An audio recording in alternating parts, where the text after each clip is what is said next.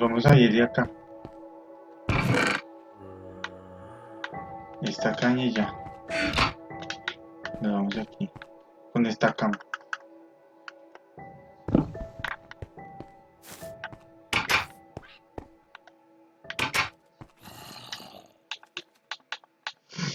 ¿Dónde es la espada? Aquí está la espada.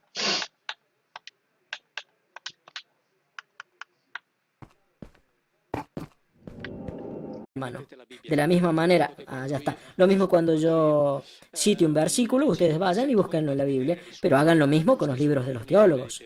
Y después de lo cual, elijan ustedes. Pero lo importante es que cuando se lea una explicación, no es casualidad que yo en mis libros ponga el versículo en hebreo con su traducción. Pero después, repito, vayan y verifiquen, no se confíen. Pero háganlo también con los libros de teología, porque de otra manera uno corre el riesgo de leer la explicación sin saber qué es lo que está escrito verdaderamente en el texto sobre la cual esa explicación fue elaborada. Y eso es un gran error. Pero no se aplica solamente a la Biblia, ¿eh? O sea, si yo leo la interpretación de Pinocho, antes que nada tendría que leer Pinocho. Y después de eso recién leer las explicaciones. Ya saben que de Pinocho hay miles de explicaciones psicoanalíticas, psicológicas, religiosas, pedagógicas, etcétera. Pero si nunca leí Pinocho, es inútil que lea los libros escritos sobre Pinocho. O en todo caso, cuando lea los libros sobre Pinocho, tendré una copia de Pinocho al lado, así cuando citen un pasaje puedo ir y leerlo. Hagamos lo mismo con la Biblia. Porque en la Biblia están escritas estas cosas que estamos viendo ahora. ¿Entienden? De otra forma, repito, vamos a escuchar solamente las explicaciones. Y las explicaciones están muy a menudo, obviamente, muy pero muy bien construidas. Están a tal punto bien construidas que se escriben muy a menudo como si la Biblia no existiera. Porque lo dije al principio, lean la Biblia y cuando encuentren el pasaje que se ha afirmado y documentado que habla del amor de Dios por la humanidad, atención, no por Israel, sino por la humanidad, por favor, muéstrenmelo. Cuando se hable de la humanidad, es decir, Dios diciendo que ama a toda la humanidad. Si lo encuentran, me lo muestran. Porque yo, la verdad, hasta ahora no lo encontré. ¿El problema cuál es? Uno de los problemas.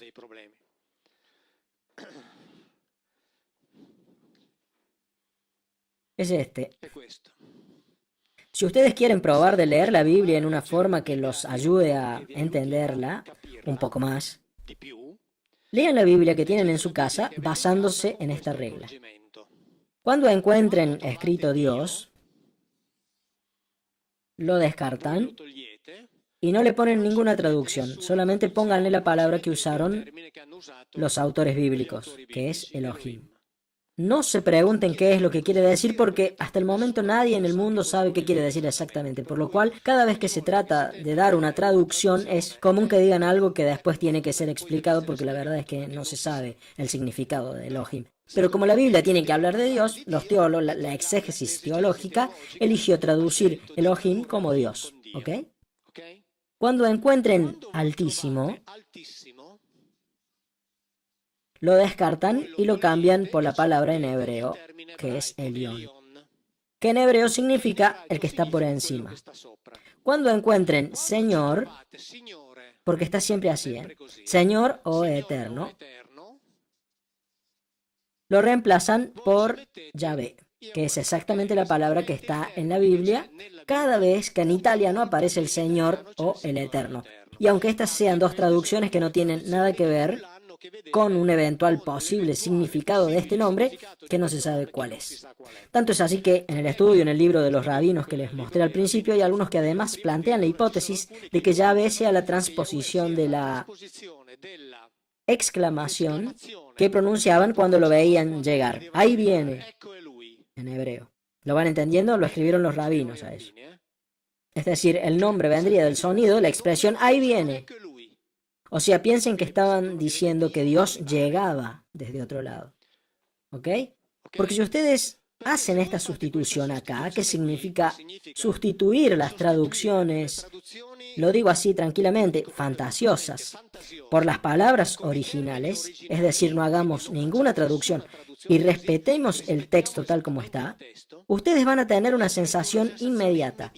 Porque cuando lo lean de esta forma van a encontrar Dios hizo esto, el Altísimo hizo esto otro, el Señor, el Eterno, y eso da la sensación de que es siempre Él, y no.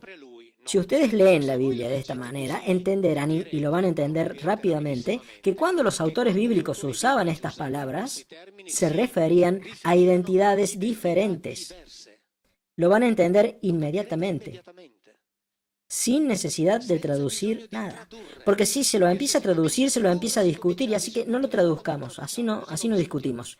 Y así van a entender que este de acá, Elión, es el jefe, que estos de acá, los Elohim, eran muchos, y que este de acá, Yahvé, era uno de estos Elohim. Lo van a entender perfectamente. Clarísimamente. Porque, por ejemplo, si leen Deuteronomio 32:8, cuando el Altísimo, lo cambiamos por Elión, cuando Elión dio a las naciones su herencia, cuando dividía a los hijos del hombre, fijó las fronteras de los pueblos. Pero la parte de Yahvé es su pueblo, Jacob es su herencia. Es decir, cuando Elión dividió, a él, Yahvé, le tocó Jacob. ¿Entienden? Versículo 12. Yahvé, él solo lo condujo.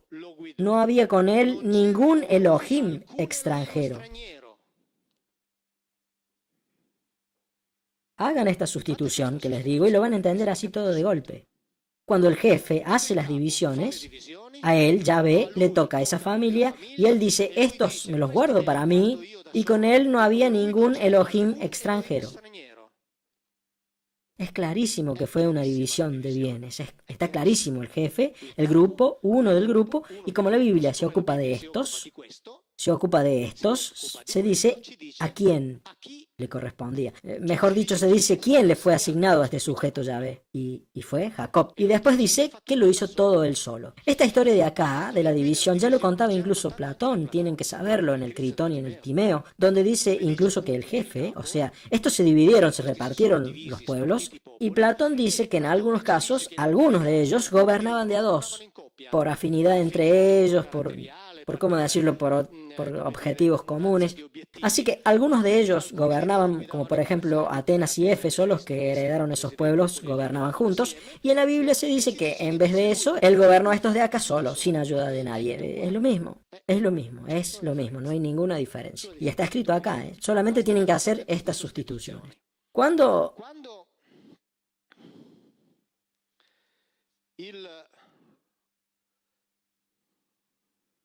Israel, como dije al principio, no hacía otra cosa que combatir contra los otros pueblos. Atención, cuando lean la Biblia van a entender que los pueblos con los que combatía Israel eran sus primos y sus sobrinos.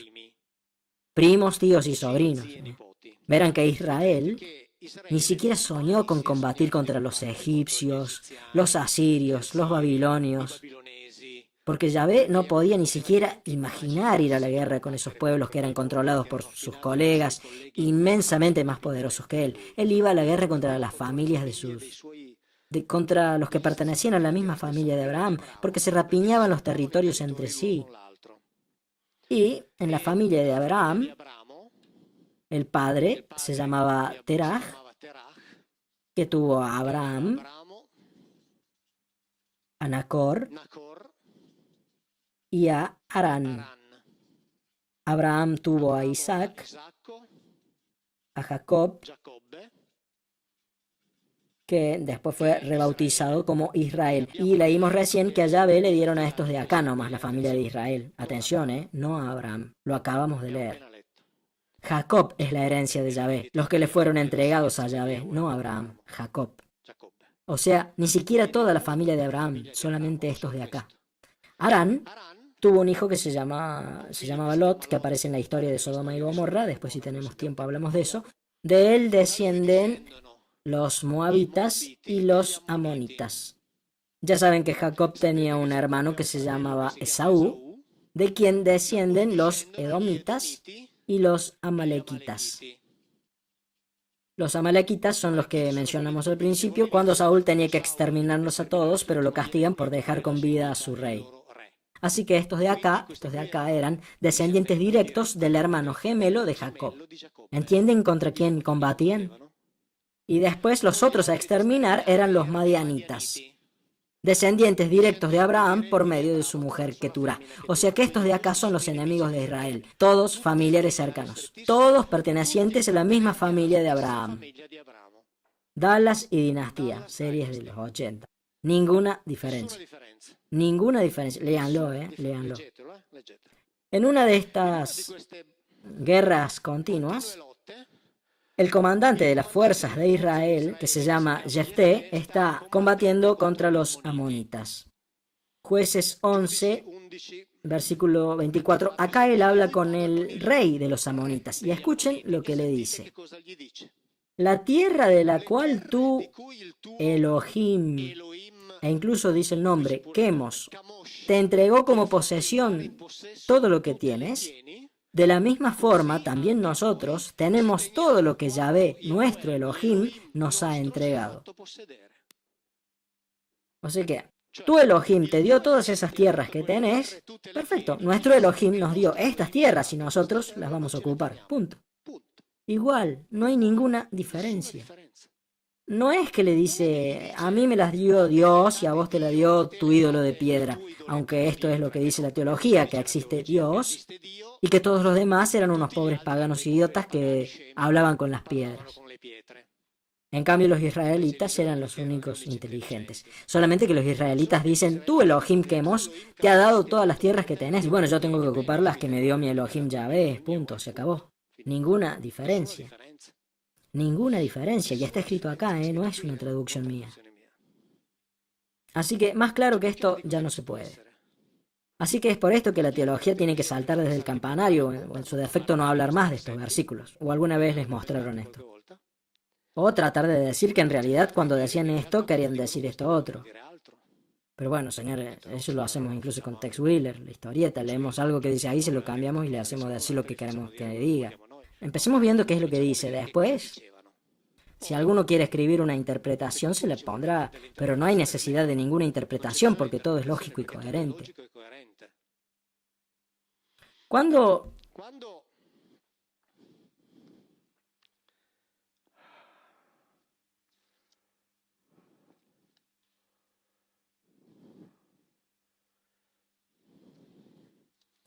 este señor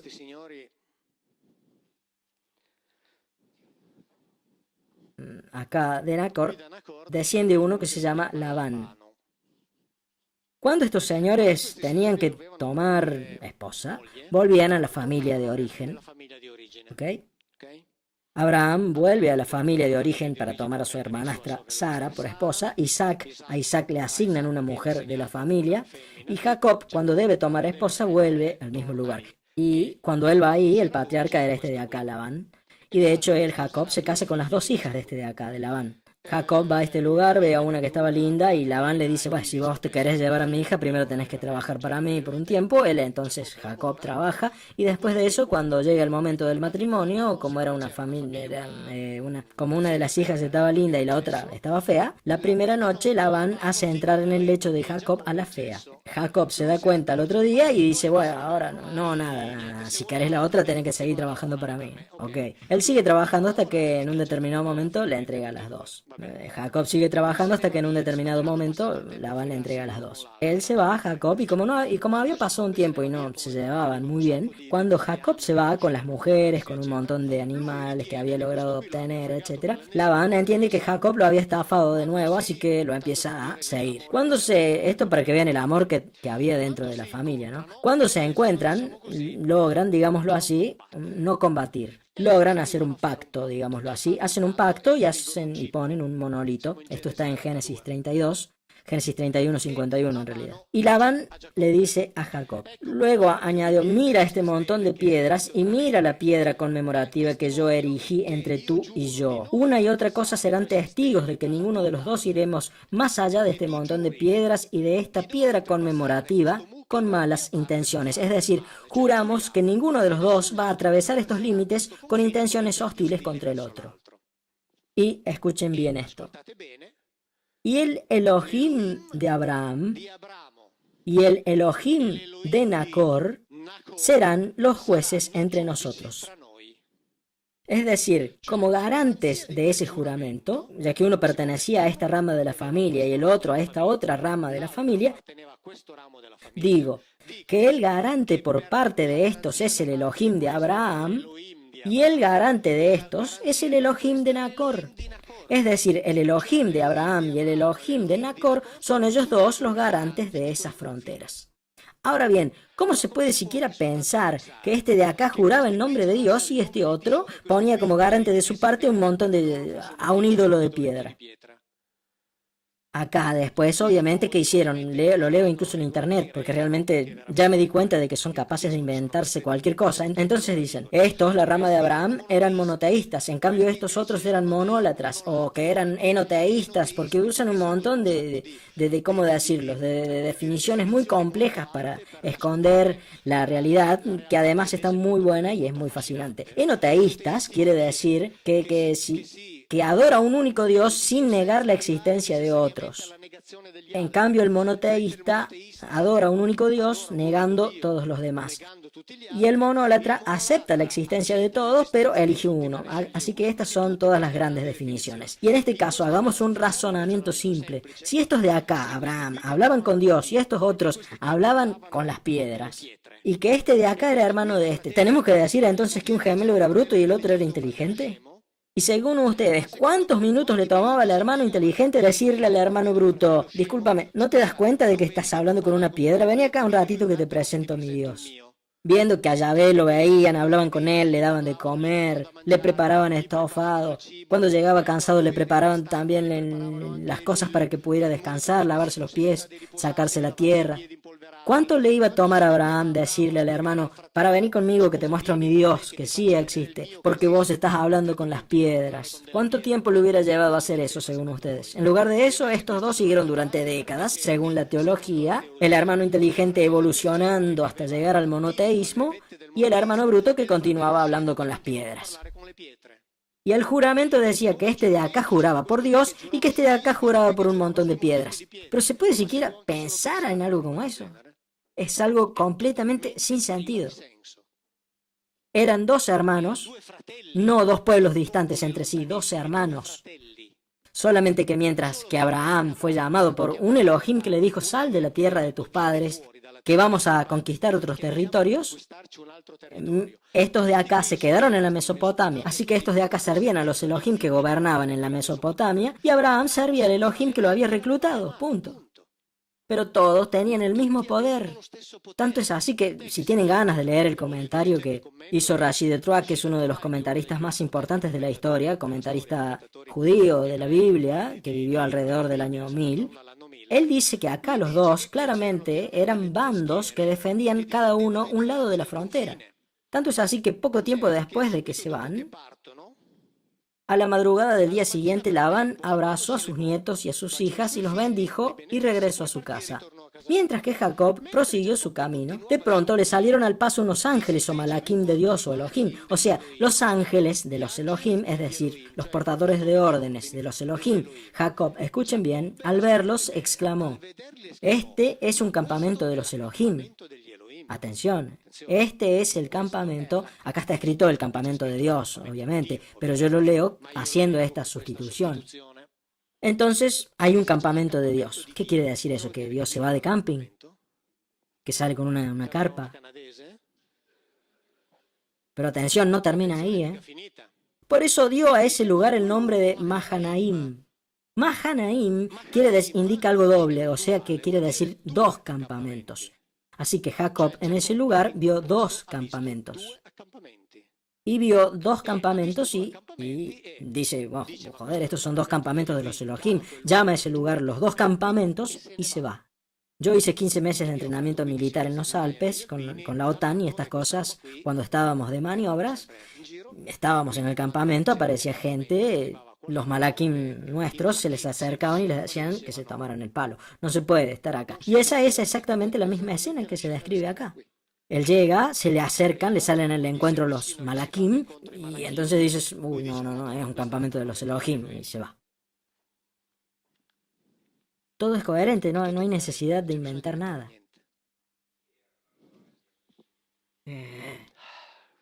Y a mí me gustaría encontrarme con un malaquim para preguntarle todas esas cosas. Tanto es así, donde estaba, a ver, este de acá está muy bueno. Dentro de un rato trato de responder lo que me preguntó, ¿no? Lo que pasa es que responder eso me demanda ya mucho esfuerzo. Así que había dos campamentos. Después sabemos que Jacob tenía roces con Esaú por el tema de quién era el primogénito. Esta es la historia que conocemos todos, ¿no? Sobre el plato de lentejas, porque eran gemelos. Entonces, como los gemelos nacen, hay que recordar que nacen después de que un Elohim visita a su madre. Nacen juntos, así que pueden negociar la progenitura. Y Yahvé dice siempre, Jacob es mi primogénito. Pero la Biblia dice que Jacob nació en segundo lugar, porque el primero en salir fue Esaú. Pero cualquier ginecólogo les puede explicar que en un embarazo gemelar, el que nace en segundo lugar es el que fue concebido primero. Por eso se ubica en la parte superior del útero y nace en segundo lugar. Así que el verdadero primogénito por orden de concepción es Jacob y no Esaú. Y el que utiliza este discurso de la progenitura de Jacob evidentemente sabía todo esto. Entonces, un Elohim hizo una intervención sobre la madre, concibió gemelos, así que el que nace en segundo lugar es el primogénito, es decir, el que fue fecundado en primer lugar. Y esto es un dato preciso. Así que el que hizo esto lo sabía muy bien. Y después viene toda esa historia del plato de lentejas con el que Esaú cede la primogenitura. Y acá apareció otra cosa que es interesantísima. Saben, pero la madre después ayuda a Jacob a engañar a su padre Isaac, como Esaú era peludo. Entonces cuando le tiene que dar la bendición para la primogenitura, le pone un poncho peludo a Jacob, porque el padre ya estaba viejo y ciego, y lo toca, lo siente peludo y cree que es Esaú. Así que le da la bendición del primogénito. Tienen que saber que en la Biblia el concepto de bendición significa siempre transferencia de bienes materiales, porque nosotros estamos habituados a pensar que la bendición es uno que hace así y dice, ok, me bendijo, me voy tranquilo. Cuando lean este pasaje, van a leer algo precioso. Cuando Esaú llega para recibir la bendición, Isaac le dice, no, pero yo ya lo di todo. Y Esaú le responde, pero no hay ni un poco para mí. O sea, ustedes imagínense una bendición que se acaba. Mañana, el domingo por la mañana, vayan a misa, lleguen tarde y díganle al sacerdote, ¿me da la bendición? Y que el sacerdote les diga, no, se la di toda a los fieles, ya no me queda más nada. Esto es lo que está escrito en la Biblia. Pero no es una estupidez para hacer reír a la gente, es la verdad. Porque dar la bendición porque como todo se centraba en el primogénito y los otros no contaban para nada, cuando Isaac le dice, yo ya le di todo a Jacob, quiere decir que todos los bienes materiales, terrenos, animales, esclavos, ya le habían sido entregados a Jacob. Para vos ya no hay nada. Porque de eso se trata la verajá en el mundo judío. Es la transmisión de bienes materiales.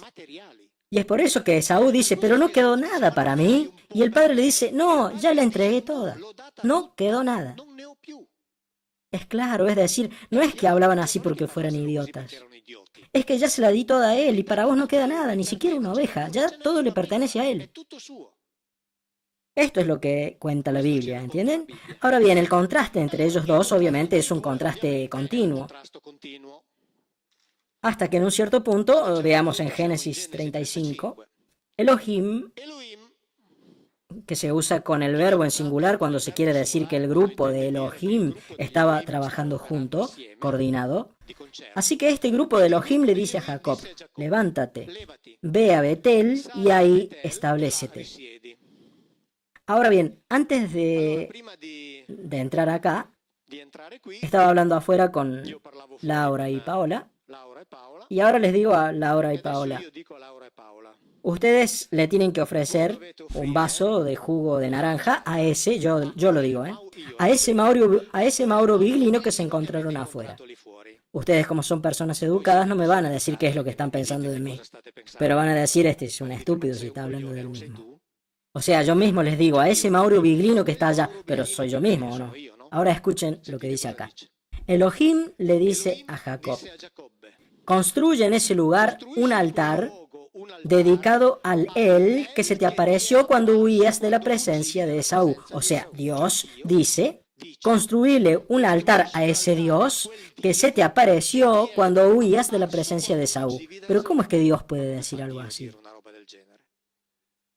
Pero acá en hebreo lo dice claramente.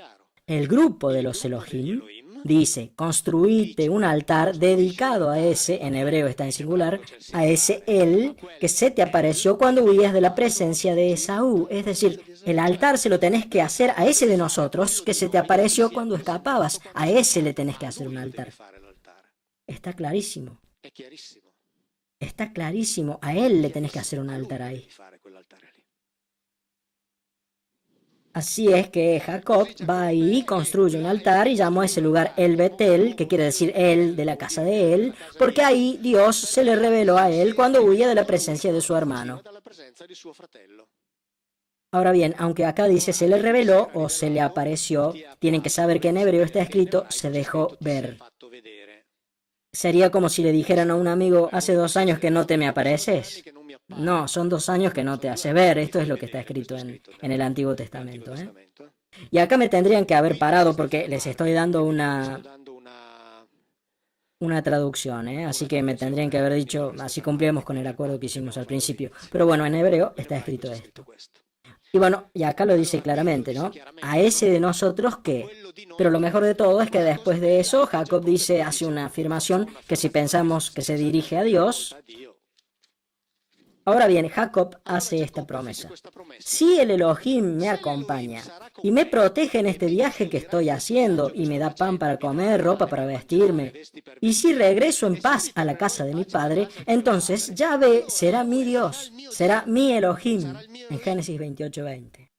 Y esta piedra que he puesto como conmemoración será como una casa, y de todo lo que me dará, yo te voy a dar la 10ª parte, mi querido Elohim. Pero atención, si haces todas estas cosas por mí, porque si no las haces de acá que te voy a dar el 10º, se lo doy a otro. Así que, ¿cómo se le puede hacer a Dios esta clase de planteo? Si vos haces todas estas cosas por mí, entonces te doy la 10ª parte. Eso quiere decir que si no las haces, ni soñés que te voy a dar algo. Obviamente, porque estos eran muchos. Y como está escrito también varias veces en la Biblia, ellos a veces se iban, estos de acá, para irse con otros Elohim. Por ejemplo, el Elohim de los moabitas, que se llamaba Chemos o Chemos, era un Elohim al que le gustaban las fiestas sexuales y a las que invitaba a sus seguidores. Tanto es así que muchas veces los israelitas dejaban a Yahvé para irse con este. Y porque claro, hacer el sexo es más lindo que ir a la guerra. Desde el momento en que Yahvé en la Biblia es definido como un Ish Milchama, es decir, como un hombre de guerra, y lo encuentran traducido como hombre de guerra en la Biblia que tienen en su casa, que sería una traducción correcta. En el libro del Éxodo está escrito Yahvé es un hombre o Dios de guerra, porque el tipo hacía solamente eso. Ahora bien, entre otras cosas, repito, este de acá se dedicaba al sexo y el Yahvé le decía a los seguidores, para irse con uno de estos, yo los asesino. Y lo hacía.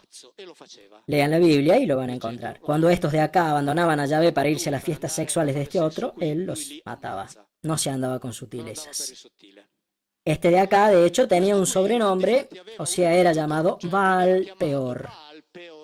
¿Qué quiere decir? Baal es Señor, el Señor de la exposición de los órganos sexuales.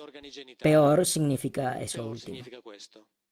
Cuando La teología se apoderó de todo esto y transformó a Yahvé en el Dios espiritual, omnisciente, trascendente, omnipotente, creador del cielo y de la tierra. En el mundo, digámoslo así, del más allá, también identificó a la figura de sus enemigos, es decir, el diablo, ¿no?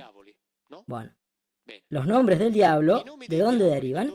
De los mismos nombres que tenían sus rivales concretos, estos Elohim concretos, en la lucha cotidiana que libraban.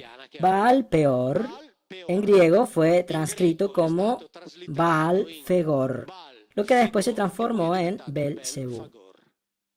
Así que el nombre Belfegor para el diablo no es otra cosa que un invento derivado de la transcripción y posterior transformación del sobrenombre de uno de los Elohim. Así, Baal Peor se transformó en Belzebú.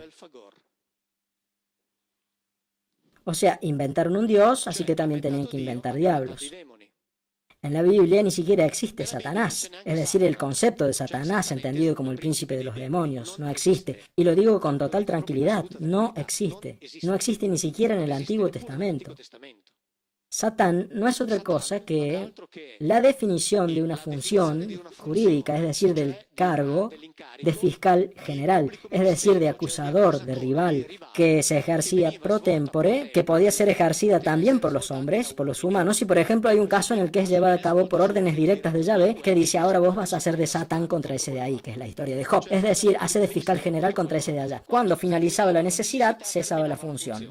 La teología agarró a ese Satán y lo convirtió en el príncipe espiritual de los demonios malignos. No está eso en él, no existe, lo mismo que Lucifer. Lucifer es citado en el libro de Isaías, cuando Isaías se burla de uno de los gobernantes babilonios, que no se sabe bien si era Nabucodonosor o Nabonido, y le dice, tú que te creías la estrella portadora de la luz, has caído como todos los demás.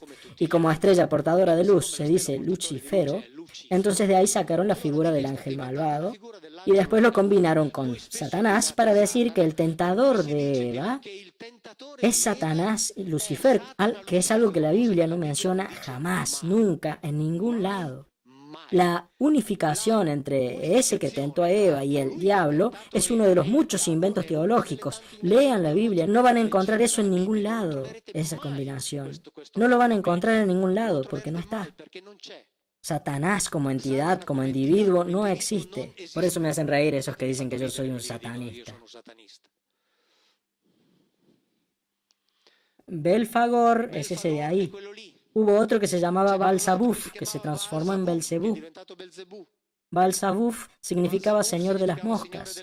Según una forma de lectura, según otra forma de leer, significaba señor del poder, porque depende de cómo se vocalice, pero no importa eso.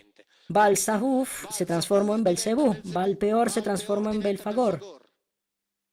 Así que está todo ahí, al frente nuestro. ¿Entienden? Está todo a simple vista. Puede ser que nadie me preguntó nada hasta ahora. Yo sigo con la conferencia, no tengo problema. Por ustedes lo digo. No tienen preguntas.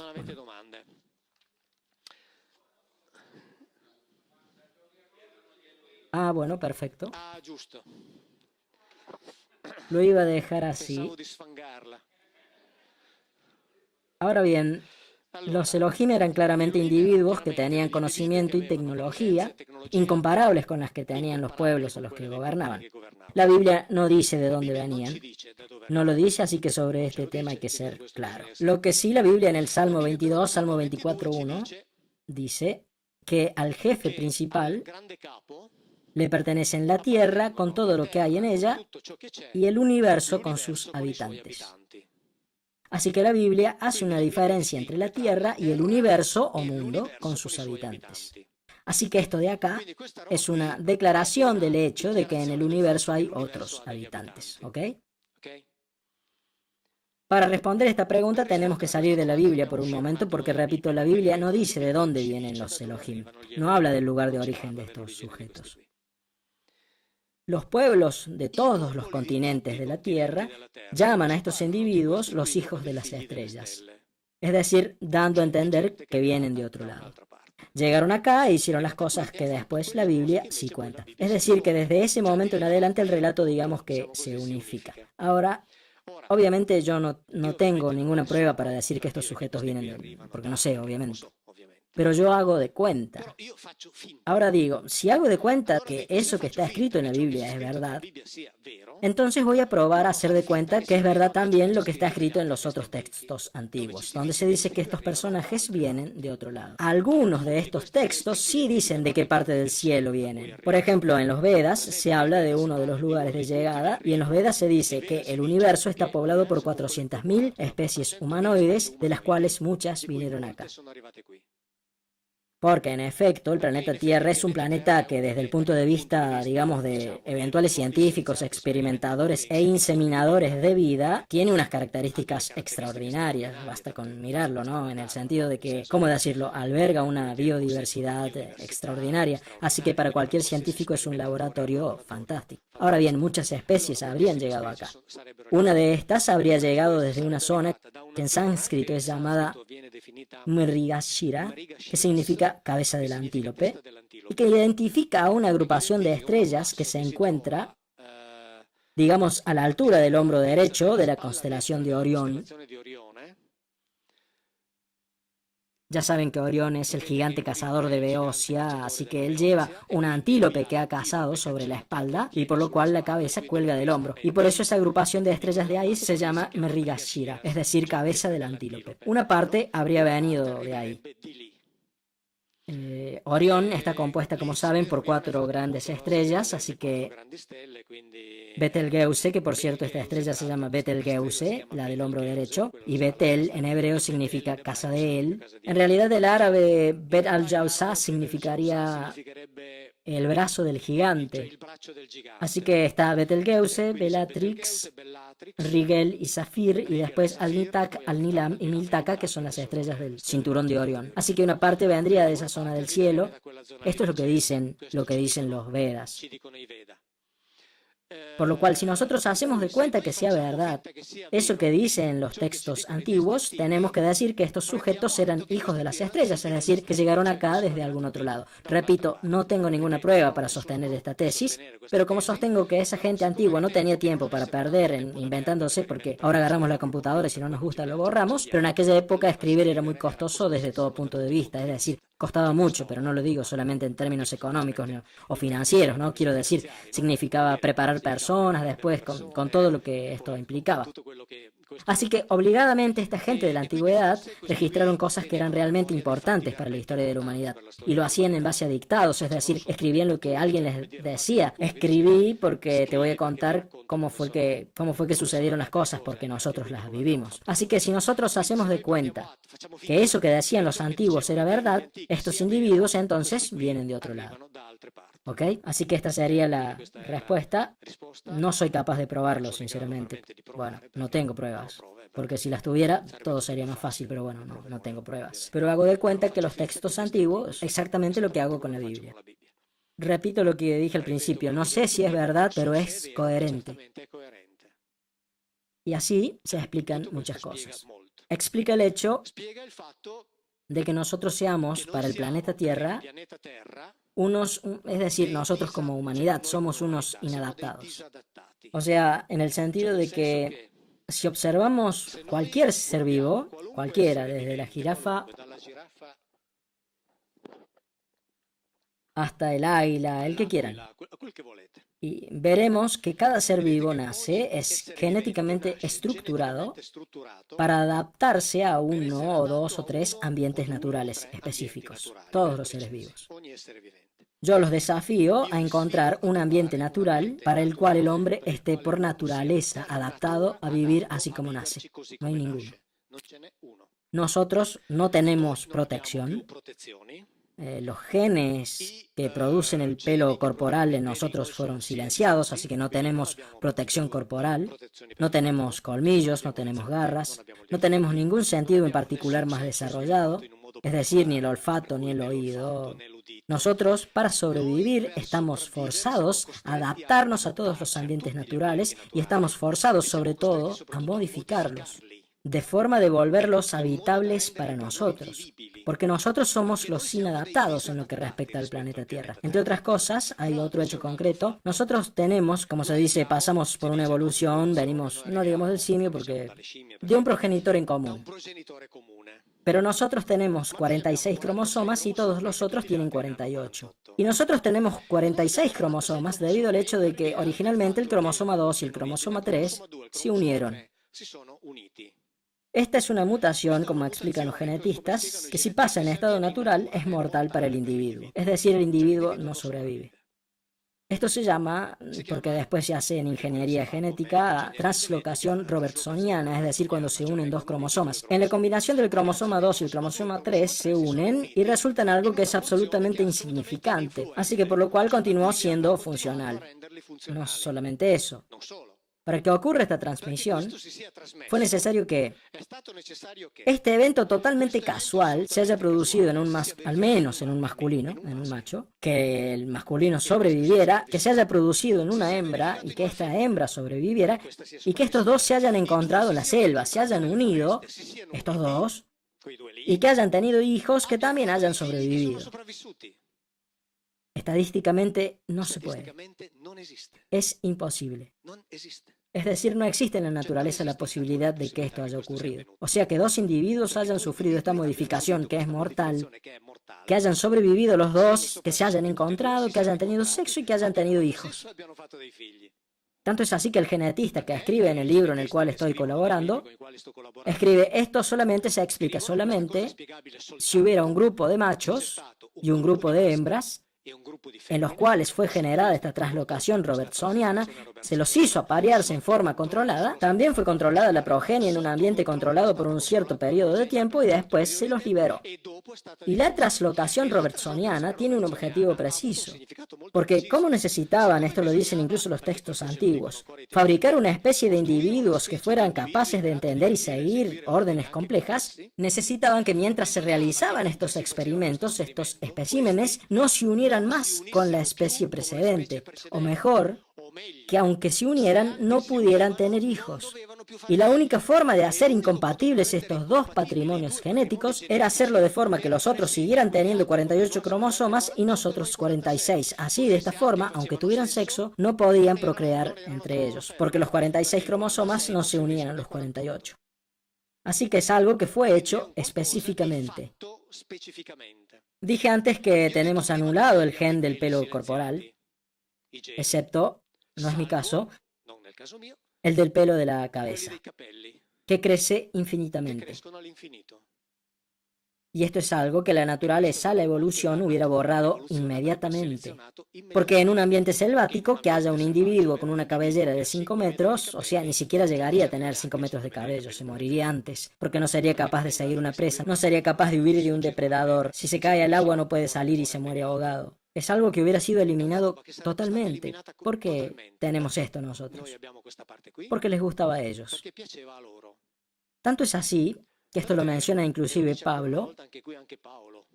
Espérenme un minutito que les busco lo que dice Pablo.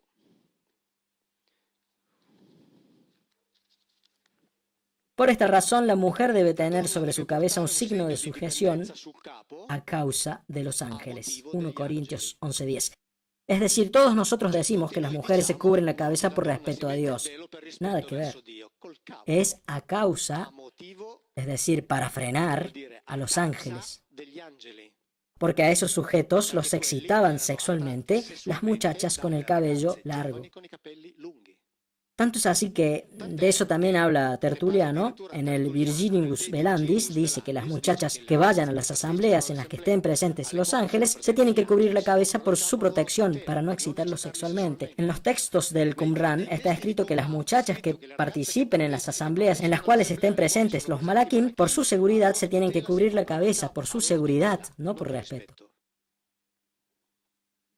Es decir, nosotros creamos perros que tienen la cola como un pompón, las patas cortitas, el hocico más largo, más corto, etc. Estos sujetos dejaron el pelo en la cabeza porque les gustaba a ellos. El resto del pelo fue anulado.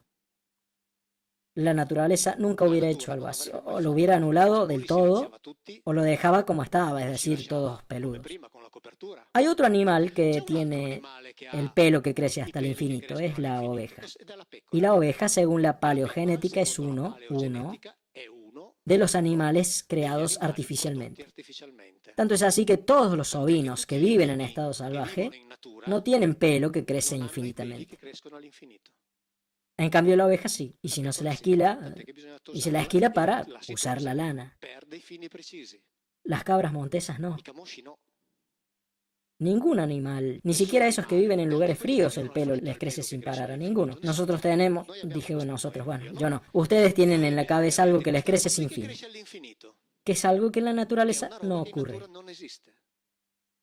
Y acá se dice que acá, a causa de, cúbranse la cabeza. Allá también dice, cúbranse bien la cabeza, porque estos muchachos no se andan con vueltas. Eso los excita sexualmente. Así que hicieron las cosas que les gustaban. Así que sacaron el pelo que no les gustaba y dejaron el pelo que les gustaba. Somos animales de criadero.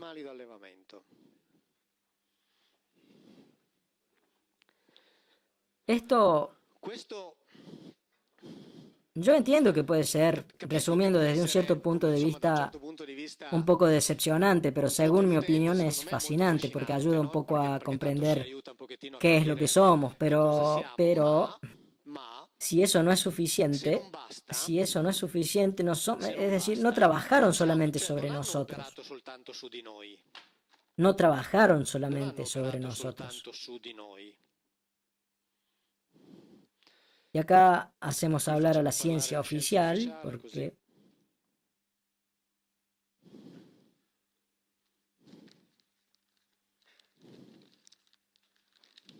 a ver si lo encuentro.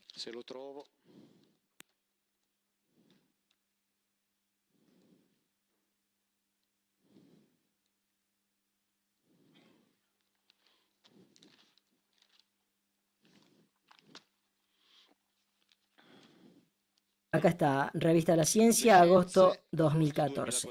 Un monstruo llamado trigo. Ahora bien, todos sabemos que en lo que respecta al hemisferio del planeta en el que estamos, el trigo ha alimentado a través de la historia a millones de personas. Porque tiene toda una serie de, también porque agrego, nutre fácilmente, porque es muy manejable y sobre todo porque es almacenable y conservable. Ahora bien, ¿qué es lo que dice la genética oficial sobre el trigo?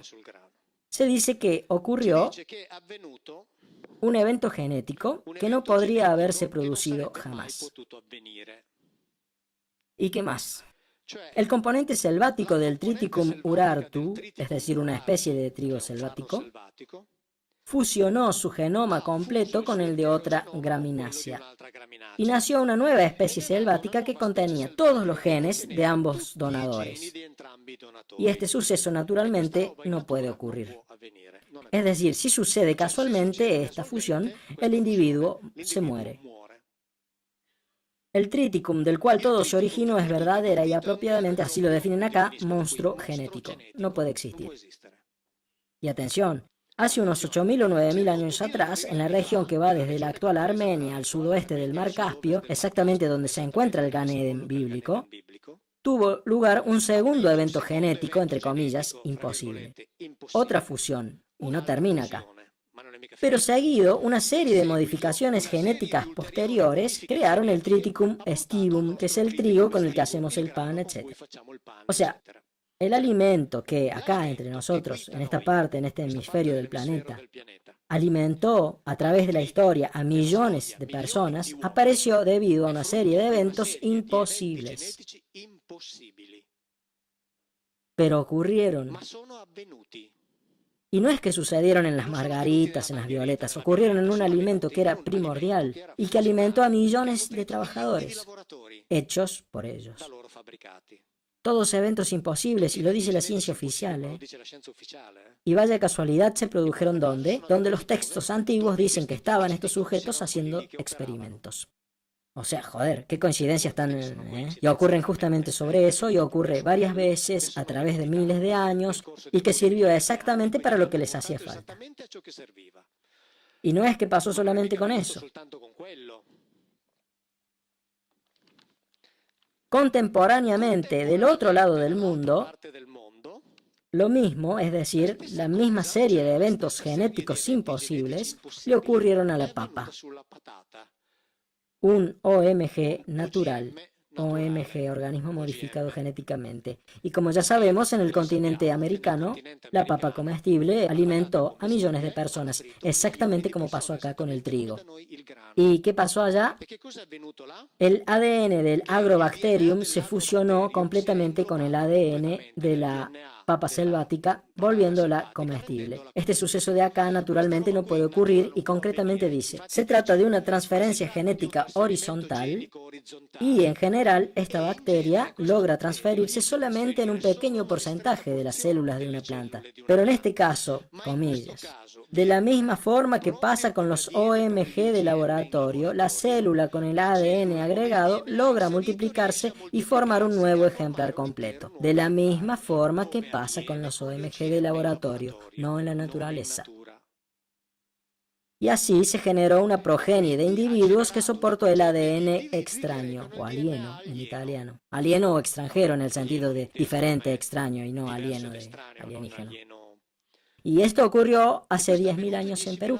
Es decir, que mientras que acá eventos genéticos imposibles daban lugar a la creación del trigo, allá eventos genéticos imposibles daban lugar a la creación del otro alimento fundamental que alimentó a millones de personas. O sea, todo esto va a ser casualidad. ¿Puede ser posible tanta casualidad? Viendo que en los textos antiguos dice allá y acá, había unos individuos que experimentaban y hacían estas cosas. Simplemente juntando las dos cosas, ya no hay necesidad de inventarse nada. Porque de otra manera, alguien debe explicar el hecho de que haya habido una serie de eventos genéticos imposibles, pero que a pesar de todo ocurrieron. Pero entonces, si son imposibles y ocurrieron, la pregunta es, ¿quién los hizo ocurrir? Y los textos antiguos lo responden, después de lo cual lo podremos creer o no. Cada uno hará su elección. Pero estas cosas que dice acá existen, están ahí al frente nuestro y lo dice la ciencia. La ciencia. Uniendo los puntos, haciendo de cuenta que, repito, aparece un cuadro que es coherente. Ahora, yo no sé si es verdadero, porque para poder decir que es verdadero tendría que tener pruebas que no tengo, pero es coherente. Es decir, si juntamos todas estas piezas, la imagen resultante funciona. Ahora junten todas las piezas de las interpretaciones filológicas y teológicas. Pónganlas juntas leyendo las que salen en la Biblia y las que digo yo y después decidan ustedes si funcionan o no. Háganlo autónomamente. Pongan juntas este grupo de piezas y pongan juntas ese otro grupo de piezas porque lo único que importa es eso que piensan ustedes. Porque no hablo de reemplazar una verdad con otra verdad. No, para nada. No hablo de sustituir una religión por otra, un pensamiento con otro pensamiento. Digo, ¿qué hay que decir? Que los textos antiguos, más allá de eso que, de hecho, mucho más allá de eso que les hacen decir, cuentan las cosas con precisión. Hagamos de cuenta que esos relatos precisos sean verdaderos y veamos qué es lo que resulta. Punto. Se acabó. Si nos gusta, lo usamos, si no nos gusta, lo desechamos. ¿Qué problema? Pero probemos haciendo esto, porque de otra forma vamos a continuar repitiendo esas explicaciones que nos dan. Y si a esas explicaciones que nos dan las queremos hacer encajar en la Biblia, yo les doy mi opinión, ustedes vayan y comprueben, no encajan, no tienen ningún sentido. Pero si ustedes prueban leer la Biblia de esta forma, y si prueban leerla pensando que todos estos son un solo Dios, un Dios único, van a ver que la Biblia se torna un discurso incomprensible. Incomprensible, lleno de contradicciones. Ya hemos visto algunas. Es decir, este que jura por una cosa, el hermano que jura por una piedra, este que dice, mi Dios me dio estas cosas y son mías, y a vos tu muñeco de piedra te dijo y vos te las... O sea, no se entiende nada, no encaja. Por otro lado, piedad, Dios mío. Supongamos que mañana por la mañana se acaba nuestra civilización. Digo mañana por la mañana si coincide con el final de la conferencia. Mañana por la mañana termina nuestra civilización por un desastre, lo que sea. Supongamos que pasan 3.000 años y llega un fulano que se pone a excavar acá. Encuentra miles de estatuas de yeso, de piedra, de metal, de plástico, de goma, de madera, de lo que se les ocurra, de uno clavado en una cruz. Miles. hace toda la investigación correspondiente y llega a la conclusión de que de la existencia de ese sujeto no hay ninguna prueba histórica. Porque así es, no hay ninguna prueba histórica, como lo dijimos al principio. Después se encuentra miles de otras estatuas y hace una investigación sobre esta religión y dice, hace 3000 años había personas que adoraban a uno que decía ser uno de quien no hay ninguna prueba histórica de su existencia, que decían que ese sujeto era hijo de un dios del cual no hay ninguna prueba histórica de su existencia. Después se crearon toda una serie de divinidades intermedias, piensen en los santos, el Padre Pío y todo lo que se les ocurra, toda una serie de que servían de intermediarios entre ellos y este dios de acá, del cual no tenemos ninguna prueba de su existencia. Conclusión, hace 3000 años la tierra estaba poblada por idólatras.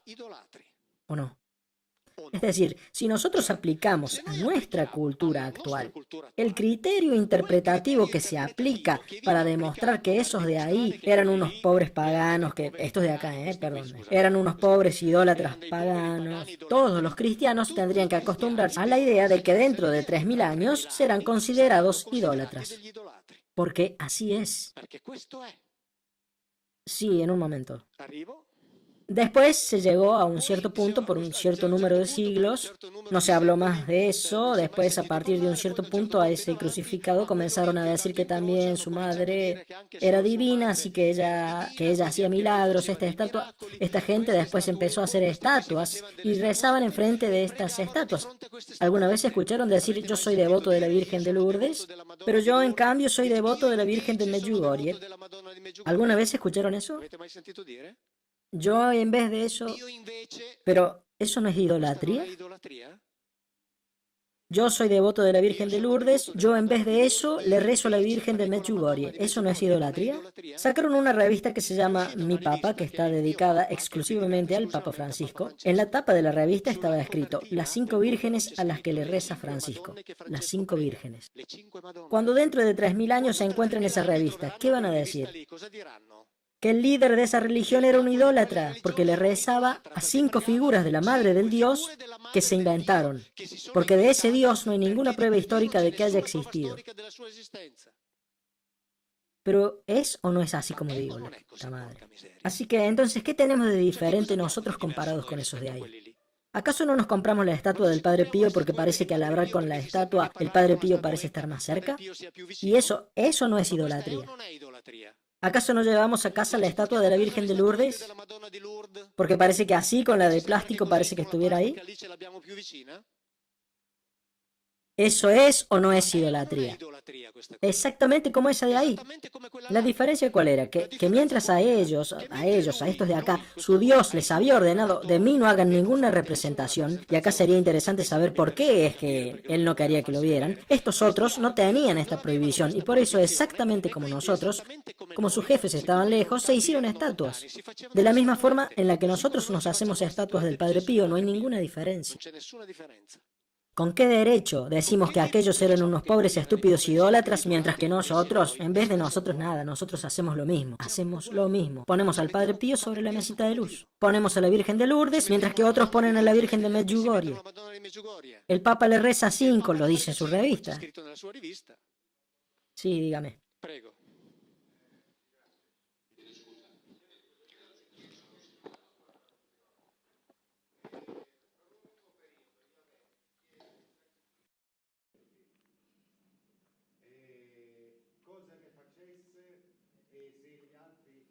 ¿Los otros Elohim tenían las mismas costumbres?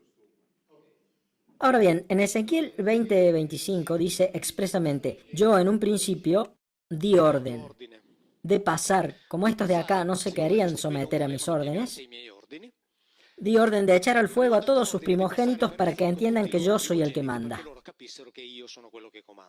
Así que los hacía quemar, en Ezequiel 20:21. En la Biblia está escrito varias veces, lo pueden leer en el libro de Números, capítulo 28, que ellos se hacían quemar la grasa de los animales y de las crías humanas, porque el humo producido por esa grasa los calmaba. Eso lo encuentran incluso en la Biblia que tienen en su casa, porque ese humo me calma. Y había un tipo de grasa particular que estaba reservado para él y que él describe expresamente. Voy a leer la traducción de la Conferencia Episcopal Italiana en Levítico 3, versículo 3. El oferente presentará como ofrenda que se quema para el Señor las siguientes partes de la víctima: la grasa que recubre las entrañas y la que está adherida a ellas, los dos riñones y la grasa que está sobre ellos, o sea, en los lomos, y la protuberancia del hígado que extraerá junto con los riñones. Es Dios el que habla. Es decir, da unas indicaciones de carnicero tremendamente precisas. Esa grasa de ahí es mía. Y cuando lean la Biblia van a encontrar otro pasaje que dice: si encuentran a alguno que use esa grasa para sí, lo asesinan, porque esa grasa es mía. Y esa grasa se quemaba para hacer humo, porque ese humo lo calmaba, y lo van a encontrar escrito en el libro de Números. Y este humo, repito, se sacaba ya sea de la grasa de los animales, como se describe ahí, o también de la grasa de las crías humanas. Estas cosas que se dicen ahí en la Ilíada y la Odisea están escritas más de 30 veces. O sea, los teoi griegos querían exactamente lo que querían los Elohim bíblicos, ni más ni menos. En el libro La Biblia no habla de Dios, de Mondadori. Analicé lo que se llama la estela de Mesha. Mesha era el rey de los moabitas, que hablando de su Elohim Chemos, cuenta exactamente la misma historia que la Biblia de los israelitas cuenta de Yahvé, exactamente la misma historia. En la Biblia van a encontrar escrito, cuando lo lean, que el rey de los moabitas, es decir, este Mesha, durante una de las batallas, como para variar, ¿no?, contra estos de acá, estaba siendo asediado. Y para obtener la ayuda de su Elohim, le dice: si tú me ayudas, yo te quemo a mi primogénito. Y después lo quema. Porque este es exactamente igual que Yahvé. Eran todos iguales. Así que él le quema a su primogénito. En la batalla entre, como decía al principio, entre Jefté contra los amonitas, cuando les dice: tu Elohim te dio, mi Elohim me dio, Jefté le dice a Yahvé: si me ayudas en la batalla, yo te quemo cuando vuelva a casa. Yo te quemo la primera persona que salga de mi casa a recibirme. Jueces 11:30. La primera persona que sale a su encuentro es su hija primogénita, y él va y la quema. Estos eran los Elohim bíblicos. ¿Qué iban a ser Dios? Eran todos iguales. O sea, no es que Yahvé haya sido peor comparado con los otros. Todos querían lo mismo. Todos querían lo mismo. Cuando en una de estas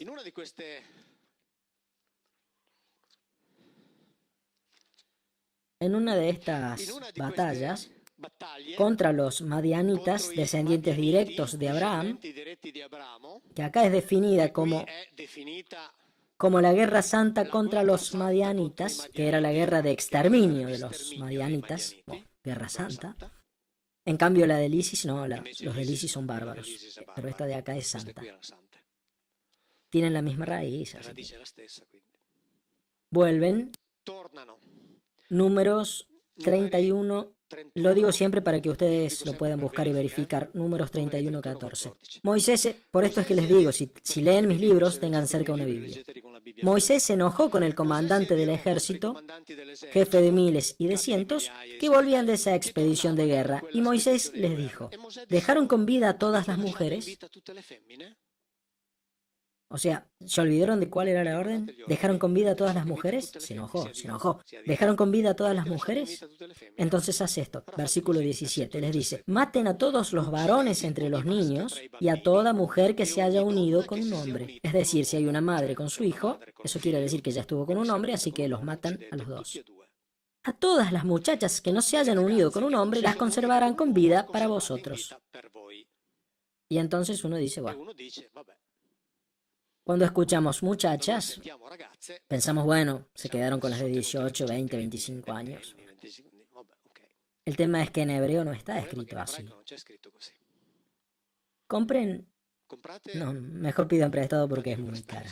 La Biblia, publicada por la Yuntina, que trae la traducción interlineal con el hebreo, traducida por el rabino Dario Di Segni, y la Biblia Pentateuco Astarot, y van a encontrar la traducción correcta, tal como está escrito en hebreo. Guárdense para ustedes todas las chicas que no se hayan unido con un hombre, no las muchachas. En el último libro de Mondadori, que se terminará de imprimir pronto, hay un extenso capítulo dedicado a este tema, donde está la tradición rabínica por la que era lícito tener sexo con las chicas de 3 años y un día. Y acá está escrito todas las chicas. En cambio, acá en la Biblia de la familia dice todas las muchachas, porque bueno, es más pasable. Si agarran la Biblia interlineal hebrea, van a ver que está escrito las chicas. Y uno dice, bueno, ¿cómo? Perdón. ¿Coherente con qué? No, no. No. Acá dice muchachas, ¿eh? Sí, sí, es coherente. Ah, sí, sí, es coherente. Entiendo, en el sentido de que todavía lo hacen. Sí. Después, igualmente, al final, así que acá tenemos a Moisés que dice esto y acá está la repartija del botín de guerra. A Dios, ¿qué cosa le corresponde después de esta campaña militar? 675 ovejas, 72 bueyes, 61 burros y 32 personas vivas. Y como las únicas personas vivas son las chicas, ¿qué iba a hacer Dios con 32 chicas? ¿Tenía una guardería? ¿Un asilo para huérfanos? ¿O las usaba para tener sexo o para quemarlas? Eso es lo que dice acá, ¿eh? Dejen con vida a las chicas, yo me quedo con 32.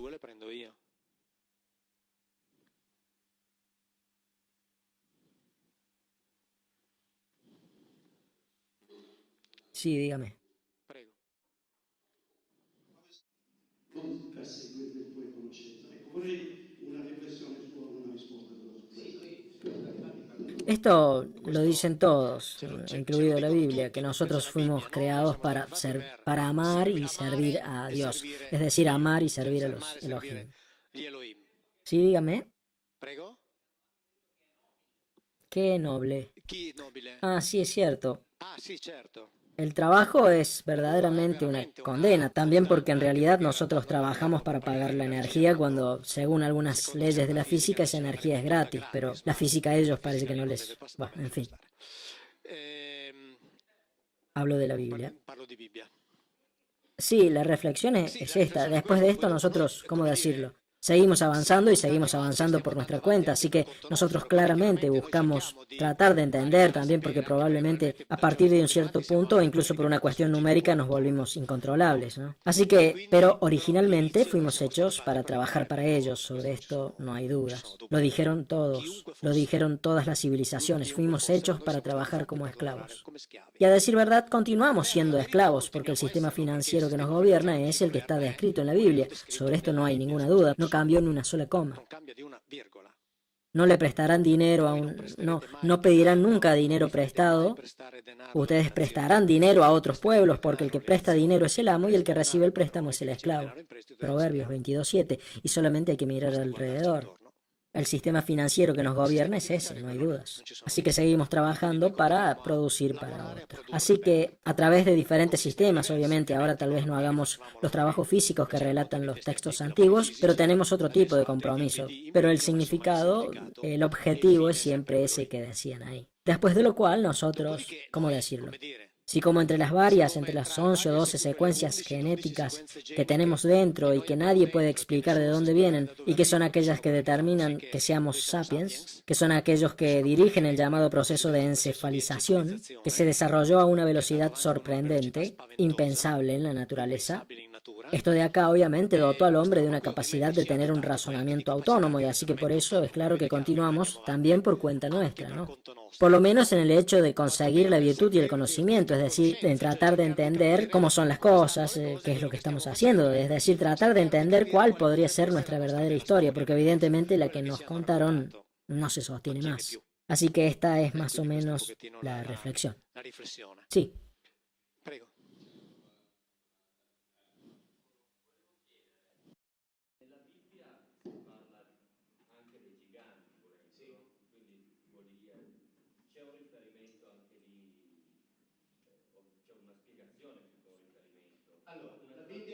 sobre los gigantes. Ahí los llama concretamente, habla de gigantes porque la cosa no es muy segura. Y cuando en el capítulo 6 del Génesis está escrito que los hijos masculinos de los Elohim vieron que las mujeres adamíticas estaban buenonas, se unieron a ellas y tuvieron muchos hijos, que tuvieron descendencia. Estos hijos son llamados Giborim. Giborim quiere decir hombre poderoso, hombre famoso, es decir, un mestizo. Y la cosa interesante es que en el capítulo 6 del Génesis, cuando se habla de los Giborim, se dice, ahora bien, quien haya estudiado historia griega, es decir, lo que es llamado mitología griega, sabe lo que son los héroes griegos, eran mestizos, es decir, eran hijos de uno de ellos y una de nosotros, o de una de ellas y uno de nosotros, ¿ok? Hércules, Gilgamesh, en lo que respecta a los relatos de Medio Oriente, etc. Es decir, eran todos mestizos. De estos mestizos mencionados acá, escuchen lo que dice la Biblia. Estos son los famosos héroes de la antigüedad. Es decir, exactamente lo mismo que dicen los textos griegos. Los héroes de la antigüedad son los mestizos. Está escrito acá, ¿eh? Está escrito acá. Y dice: había gigantes sobre la tierra en aquellos tiempos, e incluso después, cuando los hijos de los Elohim se unieron a las hijas de los hombres. O sea, cuando los hijos de los Elohim se unían a las hijas de los hombres, en la tierra había gigantes. Acá no dice que estos gigantes eran los hijos de los Elohim, porque los hijos de los Elohim son llamados Giborim, y la palabra en hebreo para gigante es Nefilim. Pero hay una parte de la exégesis judía que dice que es un error traducir Nefilim como gigante, que es lo que hicieron por el contrario los griegos, que tradujeron gigantes, porque dicen que acá cambia la vocalización y dicen que en realidad Nefilim significa abortos. Es decir, una parte de la exégesis judía dice que cuando se unían los Elohim con los Adam, practicaban los abortos selectivos, es decir, que mataban a los fetos masculinos y dejaban nacer principalmente femeninas. Y Nefilim, que se vocaliza diferente, significaría los abortos, es decir, los que fueron hechos para caer, lo que quiere decir que eran capaces de hacer algún tipo de examen prenatal. Así es como sabían que el feto era masculino o femenino, y a los fetos masculinos los abortaban, aunque dejaban con vida a algunos. ¿Ok? Así que esta parte de acá podría significar gigante, aunque también podría no significar gigante. Después la Biblia sí habla de gigantes, los llama Anakim, Refaim, Samsunim y Fim. Y se dice que dormían, por ejemplo en un pasaje se dice, todavía se puede ver el lecho donde dormía uno de ellos, que mide 4 metros de largo por 2, Deuteronomio 3:11. Y en otros dos pasajes la Biblia dice que estos sujetos tenían 6 dedos en cada miembro. Y para estar seguros de que el lector entendiera, está escrito, tenía 24 dedos en total. No me estoy equivocando, señor lector, 6 dedos por cada miembro, 6 por 4, 24. Es decir, que estos gigantes dormían en camas de 4 metros de largo por 2 de ancho y tenían 6 dedos en cada pie y 6 dedos en cada mano. ¿Ok? Y acá aparentemente se diferencian de los Elohim. Tanto es así que en las pocas veces que la Biblia habla de estos gigantes, se dice que combatían en las filas de los filisteos contra los israelitas. Es decir, que eran hostiles al Elohim Yahvé. ¿Ok? Así que esto es lo que dice la Biblia. ¿Se entendió?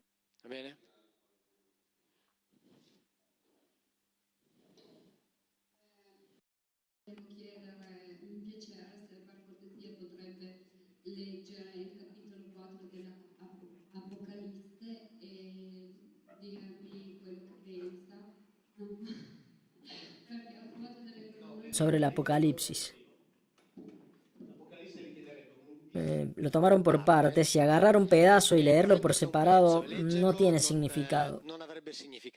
En el sentido de que el Apocalipsis viene generalmente presentado como un texto profético, escrito en código para las iglesias nacientes de la actualidad del Apocalipsis y refiriéndose puntualmente a lo que sucedía en ese momento.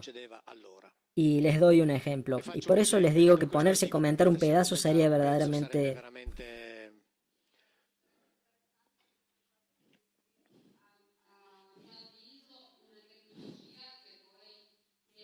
Sí, lo sé. Pero ya va más allá de una respuesta, es un tema muy, pero muy largo. Muy largo.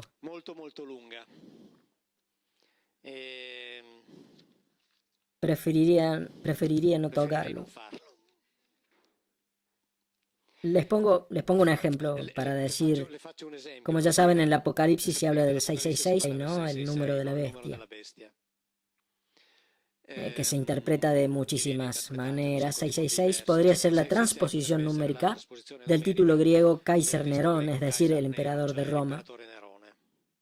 Tanto es así, por ejemplo, que el mismo pasaje en el papiro de Osirinco, que es un papiro más antiguo que ese del que deriva el Apocalipsis, etc., el 666 no es 666, sino que es 661, que sería la transposición numérica del nombre griego de Calígula, que es el emperador que reinó antes de Nerón. Así que, ¿cómo decirlo? Era un texto que fue modificado a mano, por ejemplo, cada vez que, como en ese caso, cambiaba el emperador. Es decir, cambiaba la referencia numérica de su nombre. Por eso es que digo que leer un solo pasaje requeriría que se hiciera toda una introducción similar a la que hice para el Antiguo Testamento. Yo sé que después se habla incluso de posible tecnología, que se habla de esta Jerusalén celestial como una cosa enorme que vendrá y que se llevará un montón de gente. Entre otras cosas, habla en un pasaje de 144.000, y en realidad después aparece escrito que todos estos que seguirán ahí, que serán salvados, es un número que no es cuantificable. Así que no es cierto que se salvan solamente 144.000, sino que se salvarán muchos más. Pero con el relato del Apocalipsis tendría que hacer una conferencia, así que téngame paciencia.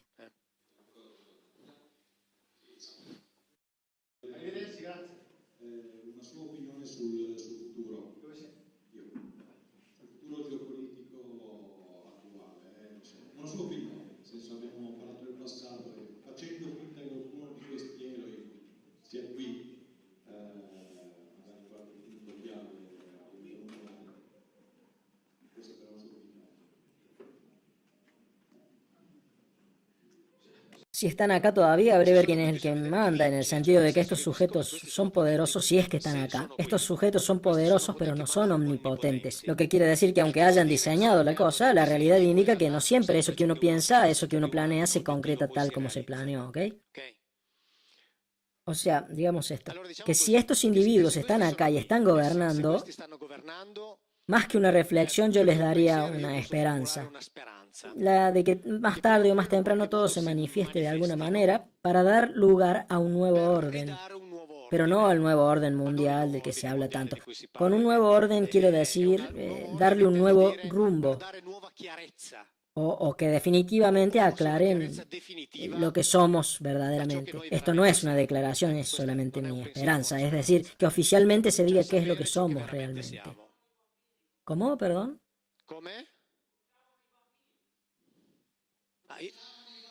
Esperar es una posibilidad y yo prefiero esperar. Sí.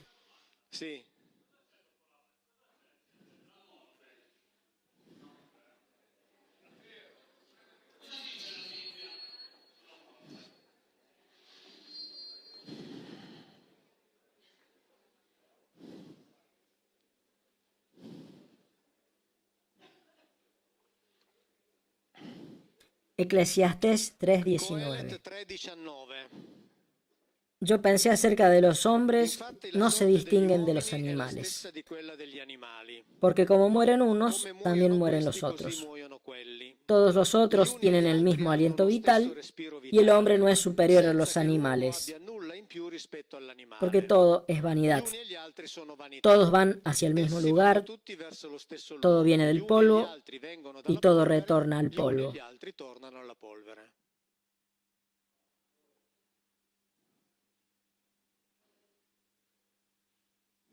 O sea, yo no sé si esto es verdad o si por el contrario podemos decir también que el que escribió esto no entendía nada porque existe el alma, existe la inmortalidad. Yo de eso no sé nada. Allá me preguntaron qué es lo que dice la Biblia. ¿Quiénes estaban afuera del Gan Eden? Loro hanno due figli, no? Caino e Abele. Caino uccide Abele e viene cacciato dalla Galilea. Però io quello che non ho capito è questo passaggio qua. Lui fuori trova moglie, ma fuori dal Gan Eden chi c'era come popolazione? Quindi dentro il Gan Eden erano Ahora bien, si queremos hacer una distinción, digamos esto, que los adamitas eran una especie particular, genéticamente más pura, porque estaban hechos para ser usados por los Elohim y tenían que estar dentro del Gan Eden. Después, cuando ocurre eso que no debía ocurrir, los Elohim empezaron a temer que los Adam se volvieran más poderosos y para evitar que tuvieran acceso a las otras prácticas que estaban reservadas a los Elohim, los expulsaron. Los expulsaron afuera, pero eran sapiens comunes. El sapiens es el resultado, porque como deriva de aquella translocación robertsoniana, es siempre un producto de ellos. Después, dentro del sapiens, ellos se fabricaron esta especie particular que es la de los adamitas, que es la especie de la que se ocupa la Biblia, porque la Biblia no se ocupa de la humanidad, se ocupa de los adamitas, que son un grupo particular desde el punto de vista genético más puro respecto a los otros, porque tenían mucho más componente genético de ellos, incluso también porque ellos se unían sexualmente con las hembras adamíticas, mientras que el sapien siguió por su cuenta.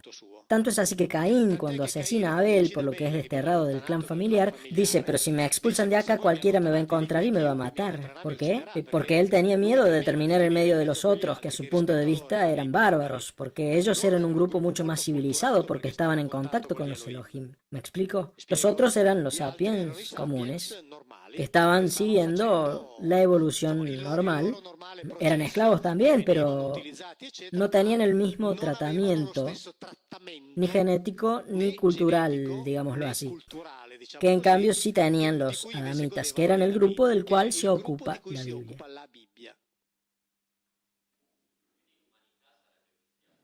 Yo diría que a partir de un cierto momento sí. O sea, en el sentido de que pensemos en algo.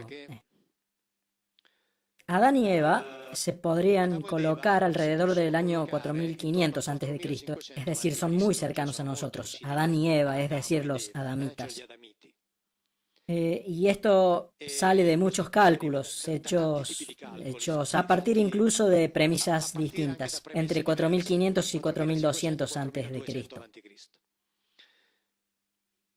Cuando estos son expulsados de ahí, o sea, este clan, esta tribu, porque no es que era uno o una sola, porque para hacerlos reproducir había que tener varios masculinos, varias femeninas, etc. Cuando estos son expulsados, llevan al exterior, estamos en el norte de la Mesopotamia, así que después se expanden por el territorio, llevan al exterior todo su conocimiento. La antropología y la arqueología, ¿qué es lo que dicen? Que 4000 años antes de Cristo, en la Mesopotamia, aparece, sin ninguna historia precedente, una civilización completamente formada. O sea, Sumeria apenas aparece en la historia, ya conocen la escritura, el arte de la construcción, la agricultura, la astronomía, la matemática y la escritura. Ahora bien, tenemos un texto en el que se dice que un grupo culturalmente avanzado es expulsado del Gan Eden, que significa jardín cerrado, protegido, o sea, era este laboratorio en el cual no se podía entrar. Después llaman a ese lugar la Mesopotamia y la arqueología dice que ahí, de la nada, aparece una civilización que ya estaba completamente formada. Si ponemos juntas las dos cosas, queda que los adamitas son los sumerios. Es decir, fueron expulsados de ahí, ellos empiezan a vivir en la Mesopotamia y de improviso aparece esta civilización, que teóricamente podrían ser propiamente ellos. ¿Ok?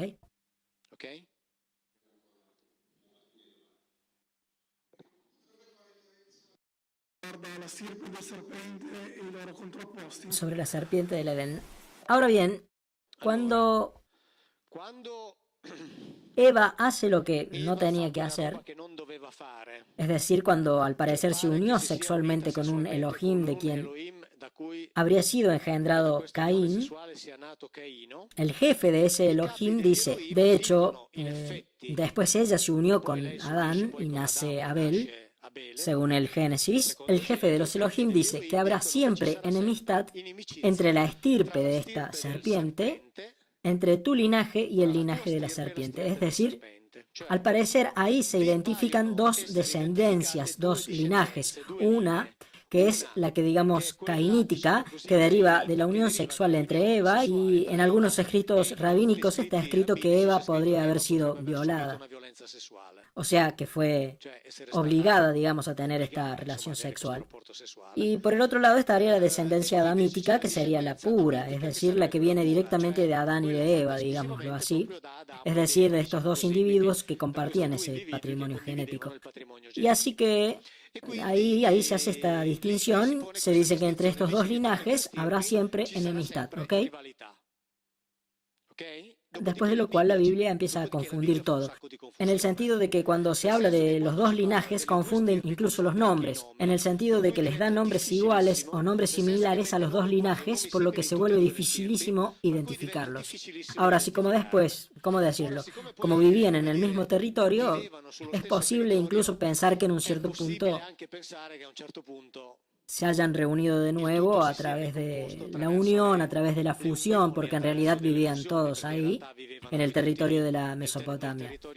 Pero ahí son identificadas efectivamente dos estirpes precisas, lo que hace pensar, por cierto, que hay un linaje que deriva de esta serpiente, que sería este que, digamos, tentó a Eva, por decirlo de alguna manera, el que tuvo relaciones sexuales con ella, y serpiente en hebreo, o sea, nahash, la palabra, significa también ese que tiene el conocimiento, que tiene la facultad incluso de prever las consecuencias de sus acciones, es decir, que era alguien que hizo algo intencionalmente para desafiar al jefe del Gan Eden, que no quería que esto ocurriera. Y por eso es que después aparece esta rivalidad entre los dos linajes.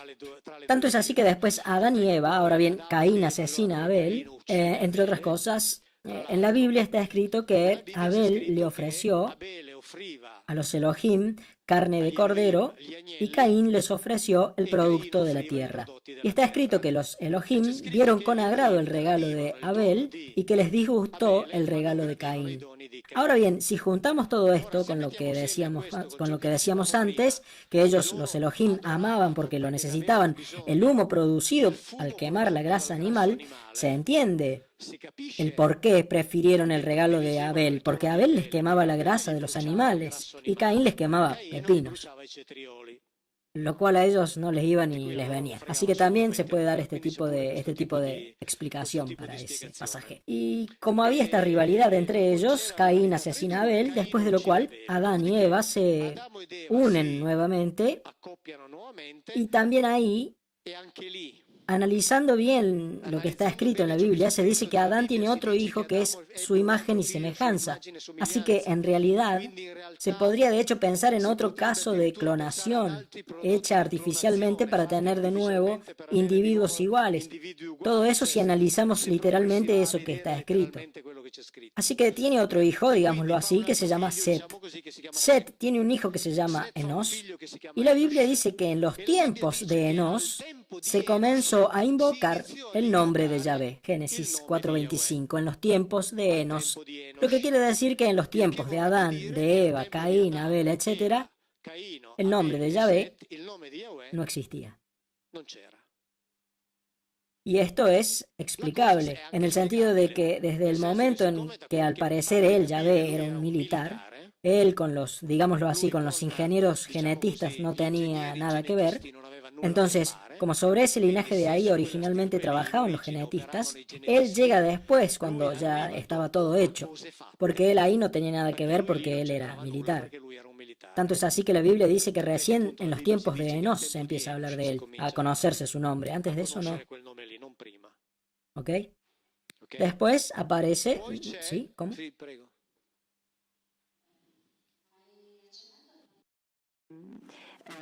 Gli Elamiti probabilmente possono essere il popolo dei Sumeri. Allora c'è qualche possibilità che il popolo ebraico, discendendo dal popolo di Sem, dagli Evrim, possa essere gli Elamiti e che prediligono il fatto di sposarsi, quindi fra di loro.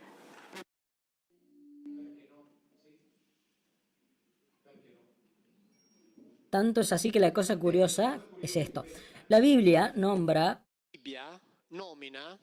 en resumen, a todos los pueblos del Medio Oriente. Por ejemplo, la Biblia incluso nombra a los hititas, el pueblo de Yati, que hasta que fue descubierta la ciudad de los hititas en el año 900, se pensaba que en la Biblia se mencionaban pueblos inventados, inexistentes, y después se descubrió que los hititas existieron y los hititas son mencionados en la Biblia. Pero lo curioso es que la Biblia no menciona nunca a los sumerios, es decir, ni siquiera los nombra.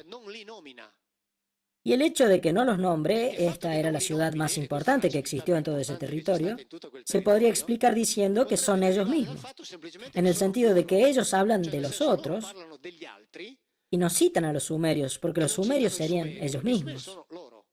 ¿Me explico?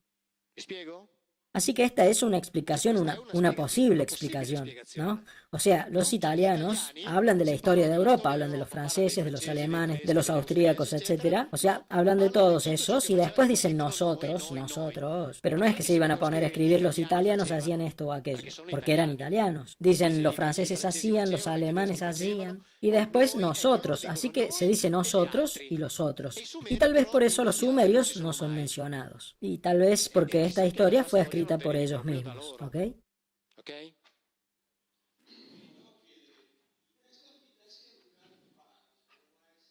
¿Cómo, perdón?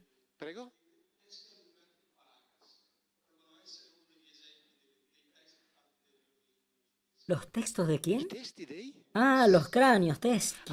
Había entendido los textos, testi. Sí, sí. En el sentido de que la dolicocefalía, o cráneo alargado, es algo que se encontró en varias partes del mundo y siempre como algo relacionado con los gobernantes o a la casta sacerdotal. Claro, por ejemplo, los faraones, pero también me refiero a la casta sacerdotal en la isla de Malta y también a la dolicocefalía encontrada en el centro y Sudamérica, además de la artificial, digo, la natural. Por ejemplo, los cráneos dolicocéfalos sin la sutura sagital, los cuales no son los que se producen artificialmente. Por lo general, la sutura sagital está ahí porque todos la tenemos, pero esos, por ejemplo, no la tienen. Así que por consecuencia sí están ligados probablemente a estas castas. ¿Qué tal? Buenas noches. Volevo chiederle, il segno che Elohim ha dato a Caino per farlo distinguere tra i Babran o i Cacciato, che cos'è? Non si sa. E poi la sua interpretazione sulla Torre di Babele. Los identificaba físicamente, por ejemplo, el hecho, no sé cómo decirlo, el hecho de tener menos pelo que los otros. O también los identificaba el hecho de que ellos, ¿cómo decirlo?, hablaban un idioma. Por muchos lados aparecen hipótesis, pero son solamente hipótesis, así que cada uno puede elegir la que quiera. No hay pruebas para decir, es más probable esta que las demás.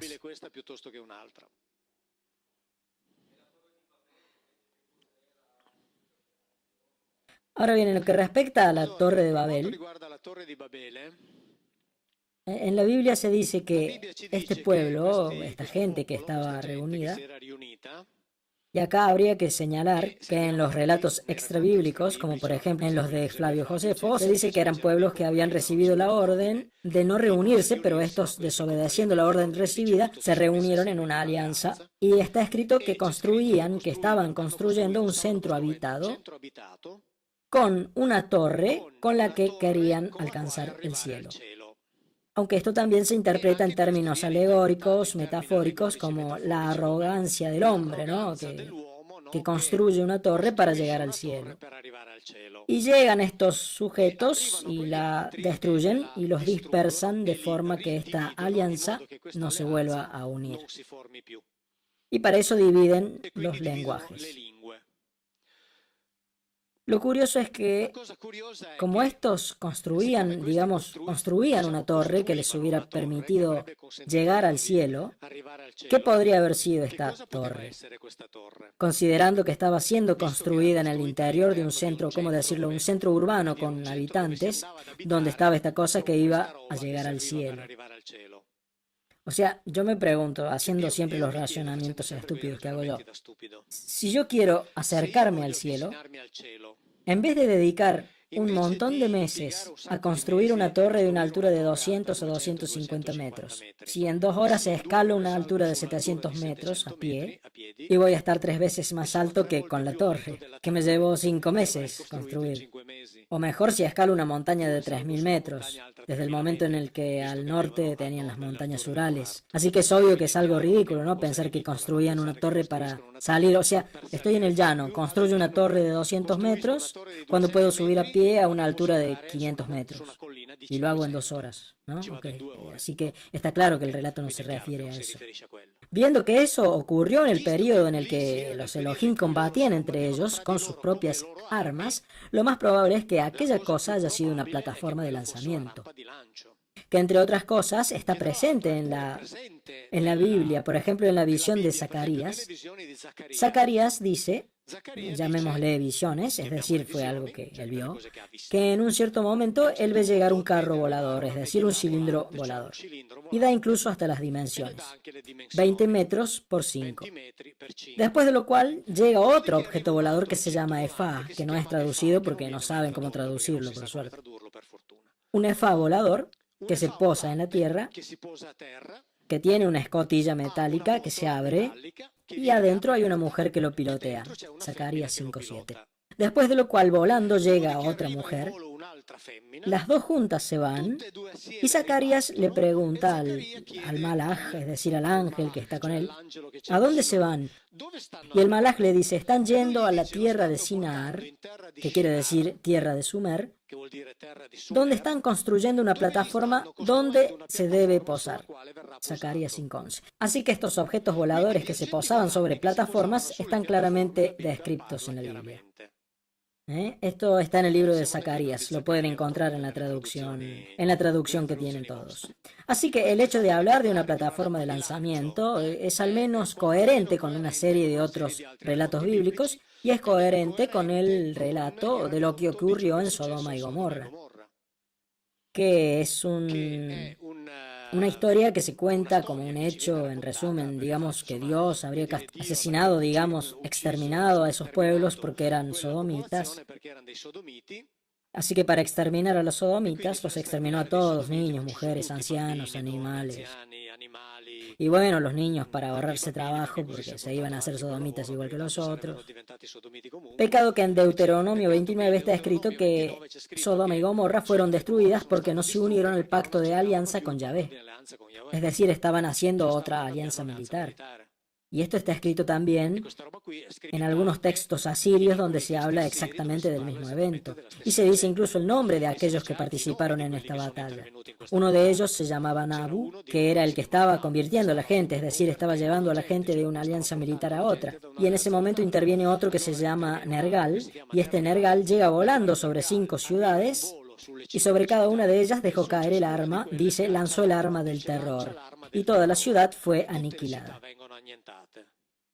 Así es que combatían entre ellos con sus armas. En este relato asirio, entre otros estudiado por el profesor Roberto Buoncristiano, que publicó un extenso estudio sobre esto, y el uso de esta arma, entre otras cosas, fue posible porque eran armas muy peligrosas, por lo que podían ser usadas solamente con la autorización del Concilio Militar Supremo. Así que se reunió este concilio, dio el permiso de usar este armamento, esta arma fue arrojada y cuenta el profesor Buoncristiano que los jefes que estaban asentados en la Mesopotamia en un determinado momento se vieron obligados a huir de su base para no morir, porque está escrito que el viento del mal ha llegado aquí. ¿Quién lo podría haber predicho? Es decir, estaban en riesgo, según este estudio, de morir por la lluvia de cenizas, que ellos no habían previsto que podría llegar hasta donde estaban. Así que por esto tuvieron que abandonar su centro de comando para no morirse. Y ahí se dice que la gente moría, que se les caía el pelo, que se le quemaban los pulmones, que la cabeza se les cubría de sangre, que los que se quedaban en su casa a causa de esta muerte invisible morían como ratas. Y en la Biblia, cuando se habla de Sodoma y Gomorra, lo menciona varias veces. Por ejemplo, habla como ocurrido unos 1000 años atrás, porque este evento ocurrió unos 2000 años antes de Cristo. El profesor Von Cristiano lo coloca alrededor, debido a toda una cuestión geológica, en el año 2025 antes de Cristo. Sí, también, sí, es cierto, es cierto.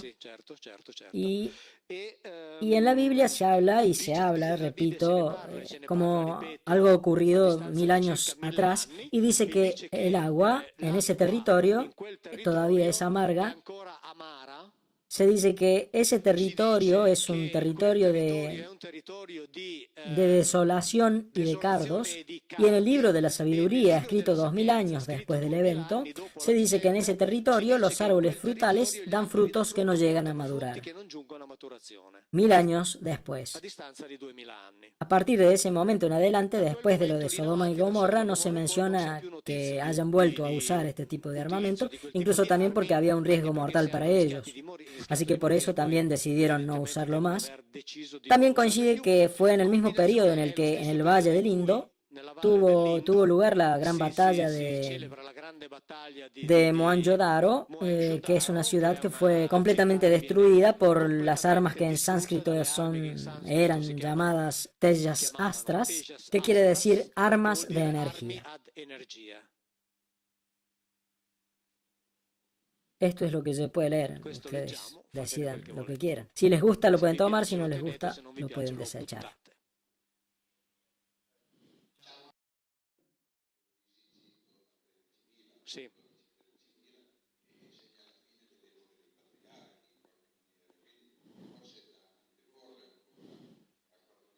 Bueno, primero tenemos que tener en cuenta dos cosas. Elión, en hebreo, en resumen, tiene el mismo significado que Anu tiene en el idioma sumerio, es decir, el que está en las alturas, o el que está por encima, es decir, el comandante. Después, mientras que la historia escrita por los sumerios es una historia escrita con un amplio rango de visión, mientras que la escrita en la Biblia, como dije al principio, se refiere a esta familia que escribió su relato de su relación con este sujeto de acá. De los otros a ellos no les importaba. Por esto es que no habla de los otros, salvo cuando habla de los otros, es decir, de los pocos con los cuales, los pocos Elohim, a los que se les fueron asignados otros grupos de la misma familia de Abraham y contra los que combatían, ¿ok? Así que por esto, más que discrepancias, digamos que de parte de estos que escribieron la Biblia, no había interés de contar la historia general porque a ellos solo les interesaba contar la propia historia. En lo que respecta a la historia del diluvio, acá sería interesante, sería forzosamente necesario entender si el diluvio al que se refiere la Biblia es ese diluvio del que se habla ahí, o como escriben ciertos rabinos, al segundo diluvio, y que sería en realidad una suerte de aluvión local provocado artificialmente para exterminar a todos los que estaban ahí. Y esto habría ocurrido basándose en los restos encontrados por Leonard Mulley en la Mesopotamia, en las capas de arcilla, alrededor del 3200 a.C. Así que, según muchos rabinos, la Biblia no habla de un diluvio universal, sino que habla de un segundo diluvio, que en realidad podría haber sido algo muy localizado, ¿ok? Así que eso podría tener, siempre con el condicional, ¿no es cierto? Podría tener esta explicación. ¿Se entendió?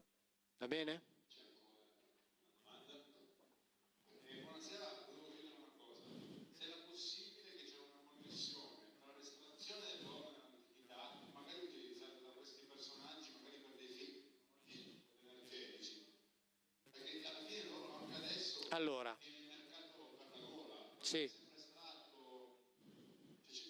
Sí, es cierto, sobre todo teniendo en cuenta el hecho de que sería interesante que alguien lograra explicar cómo es que la gente del Neolítico lograron ellos espontáneamente tener acceso al oro y entender que podía servir para algo, porque yo no sé, porque de hecho en ese momento el oro no le servía de nada a la gente del Neolítico.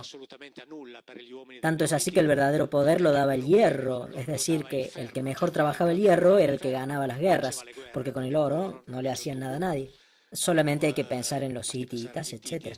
Y si son verdaderos los relatos que estaban en las minas a cielo abierto descubiertas en el centro de Sudáfrica, cuya antigüedad se calculó en 150.000 años, habría que preguntar quiénes eran los que buscaban oro hace 150.000 años, cuando existía el Homo erectus, que al oro ellos no lo podían ni siquiera ver, incluso si lo veían dentro de una piedra, no podían crear la temperatura para poder sacarlo, para poder trabajarlo, etc. Así que evidentemente estas cosas tuvieron que venir de otro lado. Después de lo cual aparece el relato del oro. Tanto es así que todas las civilizaciones hablan de la edad del oro como siendo la más importante. Y se relata que la edad del oro fue la época en la que el hombre y los dioses vivían en contacto. Como para variar, vivían en contacto físico, en el sentido de que los hombres trabajaban para los dioses en la extracción, ¿me explico?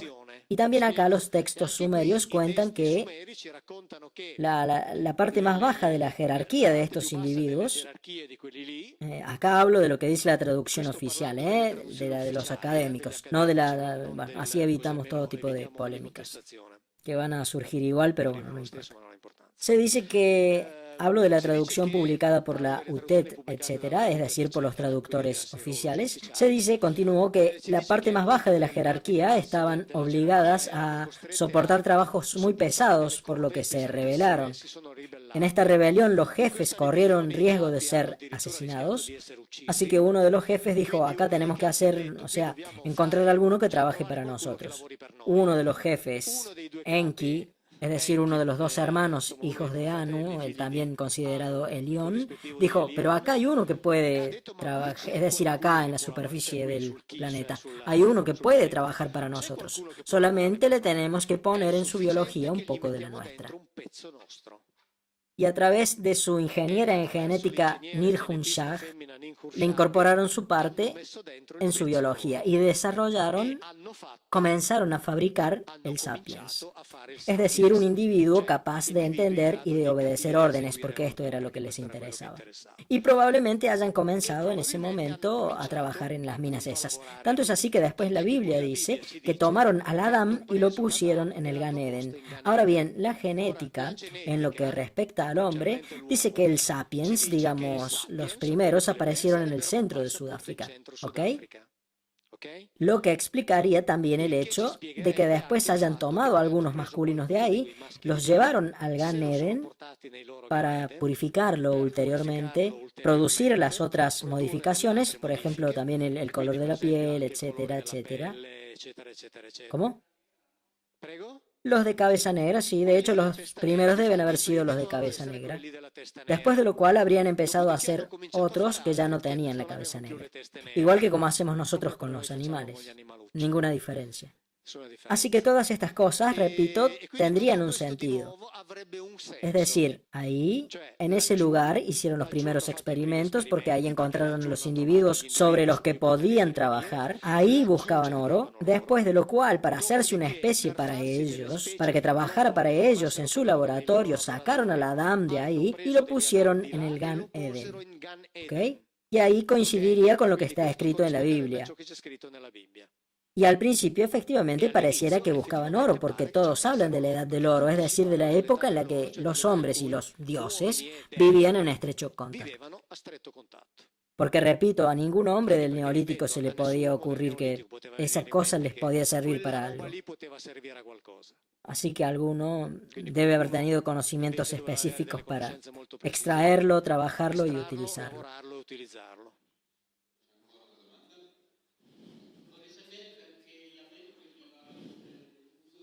Porque tal vez no debía ser identificado.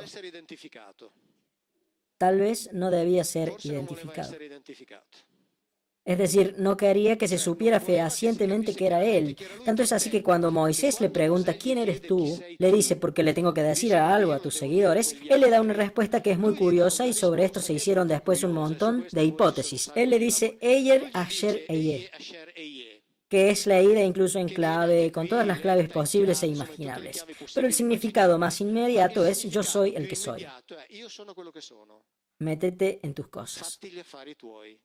Punto. Es decir, vos hacés lo que yo te digo, mi identidad a vos no te calienta. Vos cumplí mis órdenes. Stop. O sea, no me preguntes. Tanto es así que siempre que en la Biblia publicada por la Giuntina que mencioné al principio, que es una Biblia judía, en una de las notas está escrito que esto forzosamente quiere decir que su nombre no tenía importancia. O sea, como decir, yo soy el comandante, no tenés permitido, no me podés preguntar quién soy yo. Vos no te preocupes. Vos respetá el pacto y seguí mis órdenes. Así que se entiende que él no quería ser identificado.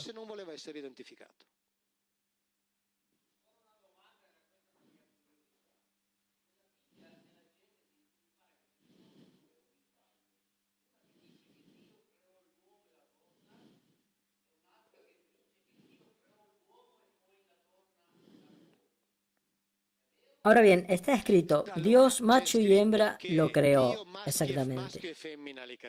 Ahora bien, acá estamos de frente al relato de que de hecho dice que originalmente cuando hicieron al Sapiens, lo hicieron tanto masculino como femenino. Después de lo cual está el relato de cómo hicieron la primera hembra adamítica.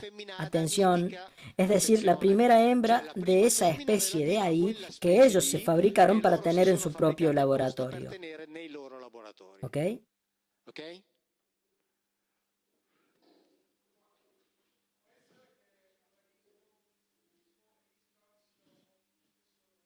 Pero los métodos son iguales. O sea, entre lo que hace el ISIS y lo que hacían los israelitas en la Biblia no veo ninguna diferencia. Lean la Biblia y está escrito, los mataremos sobre vuestros altares. Así que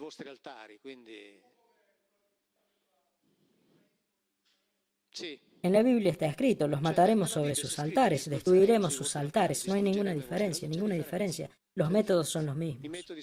O sea, es inútil esconderlo.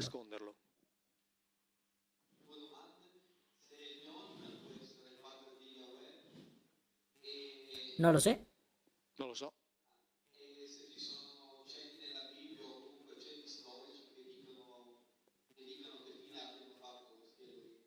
Ahora bien, en la Biblia, relatos referidos a lo que puede haber ocurrido con estos Elohim no hay ninguno.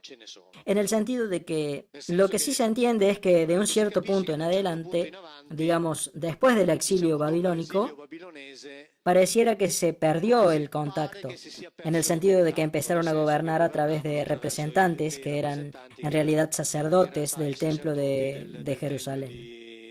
Flavio Josefo, en el libro La guerra de los judíos, dice que en el año 70 después de Cristo, cuando los romanos llegan para conquistar Jerusalén, en el libro sexto de la guerra de los judíos, los sacerdotes que estaban en el templo oyen, sienten un gran estruendo, escuchan una voz que dice, nosotros abandonamos este lugar, y dice que vieron una visión que si no hubiera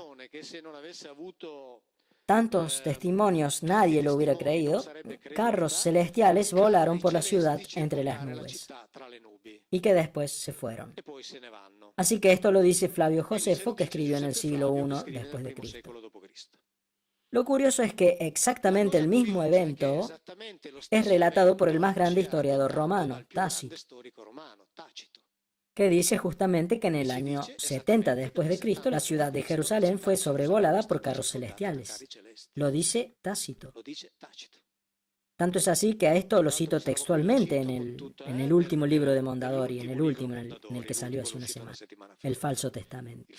Ahí cito también otra cosa, cito también a Plinio el Viejo, el cual dice que en los tiempos de la guerra cimbria, es decir, por los años 100 y 113 a.C., cuando era procónsul Cayo Mario, en los cielos de Umbría se libró una batalla entre dos flotillas de carros celestiales, una flotilla que venía de Oriente, otra flotilla que venía de Occidente, y que la que venía de Occidente fue derrotada. Plinio el Viejo.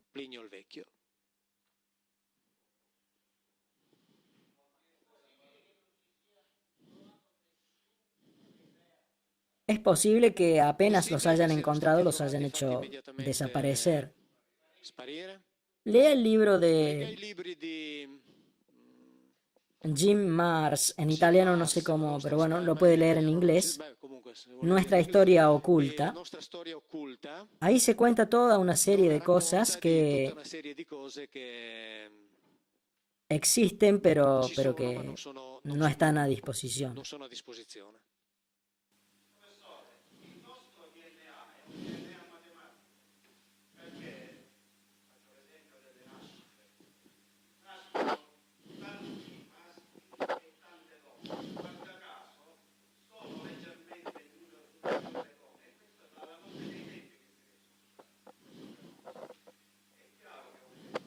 O sea, programado. Quindi programmato.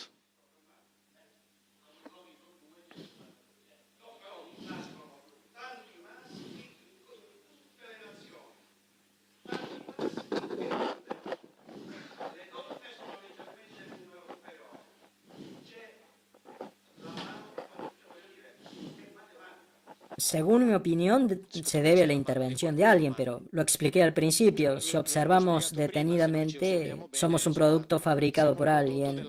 O sea, no solamente por la naturaleza, por decirlo de alguna forma.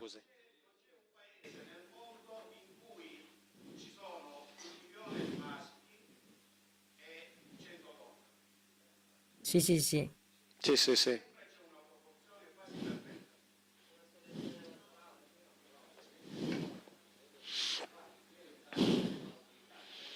Pero ¿por qué? Ma perché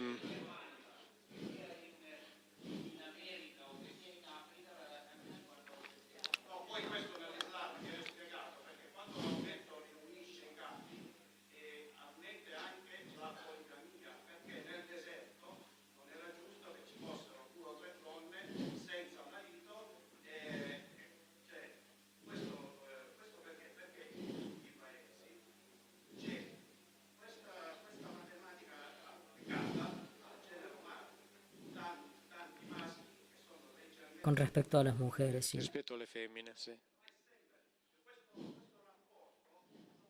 Sí, sí, entiendo, es matemático, Sì, sì, ho sí, sí, capito, è sí. matematico, sì, sì, Es sì. más, según mi opinión, hay rastros en el hecho de que sobre nosotros hay una, o hubo al menos, hubo una mano que intervino con lo que estos genetistas, como por ejemplo el doctor Pietro Buffa, etcétera, llaman evolución pilotada. Exacto. Esatto. Bueno, muchas gracias. Grazie.